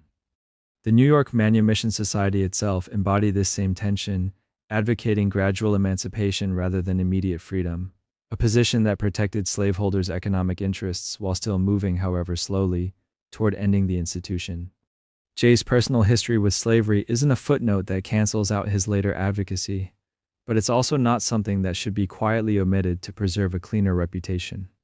It's a genuinely representative example of how many founding-era figures held views in transition, morally uncomfortable with slavery in the abstract while remaining practically entangled with it in their own lives. A contradiction that reveals just how deeply the institution was woven into the era's economic and social fabric, even among people actively working against it. 45. And speaking of founders who discovered that principled diplomacy rarely earns anyone much popularity, John Jay's treaty with Great Britain in 1794 ignited a firestorm of public anger that nearly destroyed his political reputation entirely. Jay was sent to Britain by President Washington with a genuinely difficult assignment: resolve a series of ongoing disputes left unsettled since the Revolutionary War, including British forts still occupying American territory in the Northwest, British seizure of American ships trading with France, and lingering questions about pre-war debts owed to British creditors. The resulting agreement, known as Jay's Treaty, secured British withdrawal from those frontier forts and established a commission to address the debt disputes, genuine accomplishments that avoided what many feared could escalate into another war with Britain at a moment when the young nation was in no position to fight one. But the treaty conspicuously failed to address British seizure of American sailors, a practice that would continue provoking American anger for years, and it granted Britain favorable trade terms without securing reciprocal protections many Americans felt they deserved. When the treaty's details became public, the reaction was swift and genuinely furious. Crowds burned Jay in effigy in multiple cities. Newspapers denounced him as a traitor who had sold out American interests to avoid conflict with a former enemy that many still viewed with active hostility. Alexander Hamilton, defending the treaty publicly, was reportedly struck with a rock while trying to speak in its favor at a gathering in New York, a fairly vivid illustration of just how heated public sentiment had become. Jay himself supposedly joked that he could have found his way across the country guided entirely by the light of his own burning effigies, a dark bit of humor about just how despised the agreement had made him in the eyes of many ordinary Americans. Thomas Jefferson and his emerging Democratic-Republican faction seized on the controversy, portraying the treaty as proof that Federalists like Jay and Hamilton were secretly sympathetic to British interests and insufficiently committed to genuine American independence. The debate over Jay's treaty became one of the first major partisan battles of the new republic, exposing deep disagreements about foreign policy, trade priorities, and what true American sovereignty should actually look like in practice. Washington ultimately supported the treaty and pushed it through despite the backlash, recognizing that avoiding war with Britain, even through an imperfect and unpopular agreement, served the nation's practical interests far better than the alternative. History has generally vindicated that assessment, crediting the treaty with preserving a fragile peace during a period when the United States genuinely could not have afforded another prolonged conflict. But vindication came slowly and long after the immediate damage to Jay's political career had already been done. He returned from Britain to discover he'd been elected governor of New York, largely without campaigning, which was fortunate because his standing in national politics had taken a hit severe enough that his path back to prominent federal office would have looked considerably less certain otherwise. 46. And speaking of founding fathers whose public virtue existed alongside some genuinely eyebrow-raising private financial dealings, Richard Henry Lee's involvement in Western land speculation deserves a much closer look than his reputation as a principled voice for independence usually allows. Lee is remembered today primarily as the man who stood up in the Continental Congress in June of 1776 and formally proposed the resolution that the United Colonies should be free and independent states, the motion that directly led to the Declaration of Independence. That's a genuinely significant historical legacy, and it's not undeserved. But like many of his wealthy Virginia contemporaries, Lee was also deeply involved in land speculation west of the Appalachian Mountains, a practice that was common among the political and economic elite of his era, but one that carried some seriously uncomfortable implications.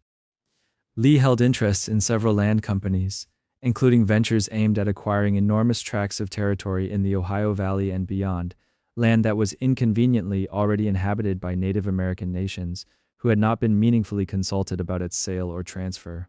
These speculative land companies operated in a legally murky space, often securing claims through negotiations with colonial governments or through purchases that indigenous nations themselves disputed as legitimate.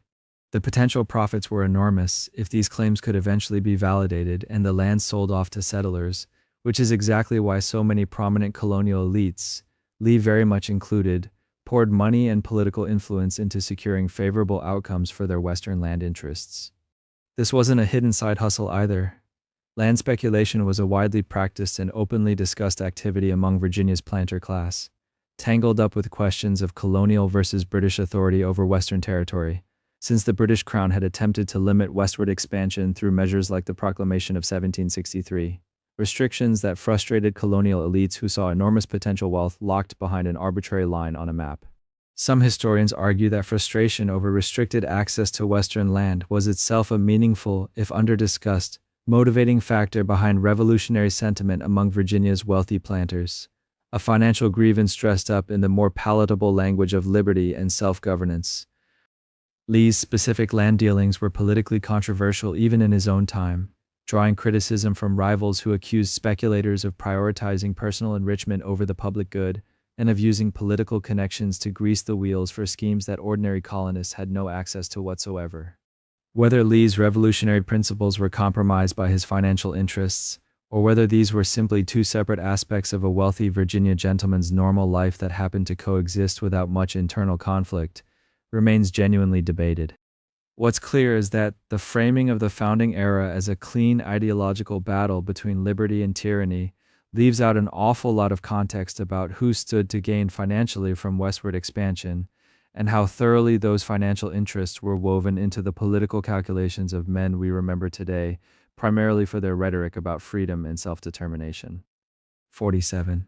And speaking of founding-era political maneuvering that left behind a legacy far stranger than anyone probably intended, Elbridge Gerry's approval of a heavily gerrymandered electoral map in 1812 gave the English language a word that's still used constantly in political commentary today. Gerry was a genuinely significant founding figure, a signer of the Declaration of Independence, a delegate to the Constitutional Convention who actually refused to sign the final Constitution because he felt it lacked sufficient protections against potential government overreach, and later the fifth Vice President of the United States under James Madison. But the incident that made his name a permanent fixture in American political vocabulary happened while he was governor of Massachusetts, when he signed off on a redistricting plan designed to heavily favor his own Democratic-Republican Party over the rival Federalists. The new state Senate district map contorted boundaries into wildly irregular shapes purely to concentrate opposition voters into as few districts as possible, while spreading favorable voters across as many districts as possible, maximizing the number of seats one party could win regardless of the actual overall vote distribution. One particularly convoluted district in Essex County was said to resemble the shape of a salamander, and a political cartoonist seized on the comparison, adding a head, wings, and claws to a map of the district and publishing it under the label gerrymander, combining Gerry's name with the salamander comparison. The cartoon was a hit, the term stuck, and it has remained part of American political language ever since, used to describe any redistricting scheme designed primarily to entrench political power rather than fairly represent constituents. Gerry himself reportedly wasn't thrilled about signing the map in the first place, and some historical accounts suggest he had reservations about the political motivations behind it, but he approved it anyway as a matter of party loyalty and political practicality. The irony is genuinely striking. A man remembered for cautious skepticism about concentrated political power, someone who refused to sign the Constitution partly out of concern for potential abuses of governmental authority, ended up lending his name permanently to one of the more enduring tactics for manipulating democratic representation. Gerrymandering as a practice long predated Jerry and has continued well past his lifetime, employed by essentially every political party that has ever held redistricting power in American history, but Jerry's name is the one that stuck to it. A strange historical footnote for a man whose broader career was defined by considerably weightier constitutional concerns. 48. And speaking of foreign diplomats whose enthusiasm badly overstepped their actual authority, the Genet Affair of 1793 turned into a genuinely embarrassing diplomatic crisis for George Washington's administration during its supposedly careful policy of American neutrality. Edmond Charles Genet arrived in the United States as the newly appointed French minister, representing the revolutionary French government that had recently gone to war with Britain and Spain. France expected the United States to honor treaty obligations from the alliance forged during the American Revolution, obligations that many Americans felt sympathy toward, given how instrumental French support had been in securing independence. Washington, however, had deliberately issued a proclamation of neutrality shortly before Genet's arrival, determined to keep the young and still fragile United States out of another European war it could not afford to fight. Genet apparently did not get the memo, or chose to ignore it entirely. Almost immediately after landing in Charleston, South Carolina, rather than presenting his credentials directly to the government in Philadelphia first, Genet began commissioning privateers, authorizing American ship captains to attack British merchant vessels under French letters of marque, and recruiting American citizens for military expeditions against Spanish territories in Florida and Louisiana, all without any authorization whatsoever from the Washington administration. He did this while traveling toward the capital, generating enthusiastic public support along the way from Americans sympathetic to the French revolutionary cause, which only emboldened him further. When Genet finally reached Philadelphia and formally met with Washington's cabinet, he continued pushing his agenda aggressively, apparently confident that popular support for France would force the administration's hand regardless of its official neutrality position. Washington and his cabinet were furious, viewing Genet's actions as a direct and reckless violation of American sovereignty and neutrality, dragging the United States uncomfortably close to war with both Britain and Spain over conflicts that had nothing to do with genuine American interests. The situation escalated to the point where Washington's administration formally requested that the French government recall Genet entirely. As it happened, political power in revolutionary France had shifted dramatically during the months Genet spent overseas, and the new French government that recalled him was controlled by a faction that would very likely have executed him had he returned home. Washington, in a fairly remarkable display of diplomatic decency given the circumstances, allowed Genet to remain in the United States as a private citizen rather than sending him back to face the guillotine. Genet eventually settled permanently in New York, married an American, and lived out the rest of his life quietly, a strange ending for a diplomat whose brief period of overreach had genuinely threatened to drag the United States into war before Washington's insistence on neutrality managed to contain the damage. And speaking of diplomatic missions that went sideways in spectacularly petty fashion, the XYZ affair of 1797 turned a simple negotiation into a national scandal and nearly dragged the young United States into open war with France.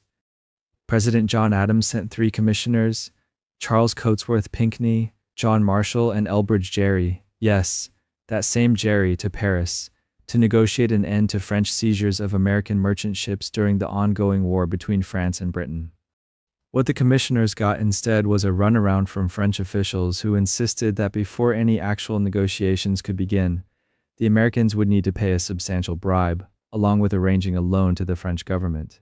The French agents involved in these demands were never publicly named in the official correspondence Adams released to Congress, referred to only as X, Y, and Z, which is where the whole affair gets its name. The American commissioners refused to pay, with Pinckney reportedly declaring some version of "no, no, not a sixpence," a line that got cleaned up into the far more quotable millions for defense, but not 1 cent for tribute, which became a rallying cry across the country once the story broke. When Adams published the diplomatic correspondence in 1798, it caused a massive public uproar. Americans were furious at what looked like blatant French extortion, and anti-French sentiment exploded practically overnight. Congress responded by authorizing the expansion of the Navy, suspending trade with France, and effectively greenlighting an undeclared naval conflict that came to be known as the Quasi-War. fought almost entirely at sea between American and French vessels from 1798 to 1800. It never escalated into a formal declared war, largely because Adams resisted pressure from more hawkish members of his own party who wanted a full-scale conflict, a decision that cost him politically, but that he later considered one of his proudest achievements. The XYZ affair also fed directly into the passage of the Alien and Sedition Acts, as fear of French influence and foreign agents got twisted into justification for cracking down on domestic political dissent. A demand for a bribe during a stalled negotiation ended up reshaping American naval policy, foreign relations, and domestic civil liberties all at once, which is a lot of fallout for 3 anonymous letters. And speaking of founding-era practices that don't get nearly as much scrutiny as they probably deserve, the patronage system that early American presidents relied on to staff their administrations sits a little uncomfortably next to all that lofty rhetoric about avoiding factionalism and self-interest in government. George Washington himself warned in his farewell address about the dangers of political parties and factions tearing at the fabric of the young republic, cautioning that partisan loyalty could corrupt the machinery of government. And yet Washington, along with basically every president who followed him in the early republic, routinely filled government positions, customs collectors, postmasters, judges, diplomatic posts, with political allies, personal friends, and financial supporters, rather than through any kind of neutral merit-based process. Washington favored Federalists for key appointments. Jefferson, once in office, systematically replaced Federalist office holders with loyal Democratic Republicans, despite having campaigned partly on rhetoric about reducing the size and reach of government patronage. This wasn't really considered scandalous by the standards of the time. It was simply how governing worked, since there was no formal civil service system, no standardized hiring process, and no real expectation that appointments should be handled any differently than handing out favors to people you trusted and who had helped get you into office. The practice solidified over subsequent decades into what eventually became known as the spoils system, reaching its most infamous form under Andrew Jackson, but the foundational habits were set by the very generation that warned so eloquently against the dangers of factional self-interest. Critics at the time did occasionally point out the tension between founding rhetoric about virtuous, disinterested public service and the reality of political appointments going overwhelmingly to allies and supporters.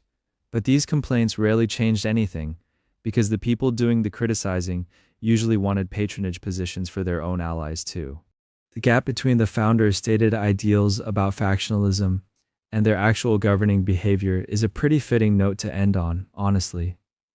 These were remarkable men who built something genuinely unprecedented, and they were also just people, navigating power, self-interest, and political survival the same way humans in positions of authority always have, whether they warn against it in their farewell speeches or not.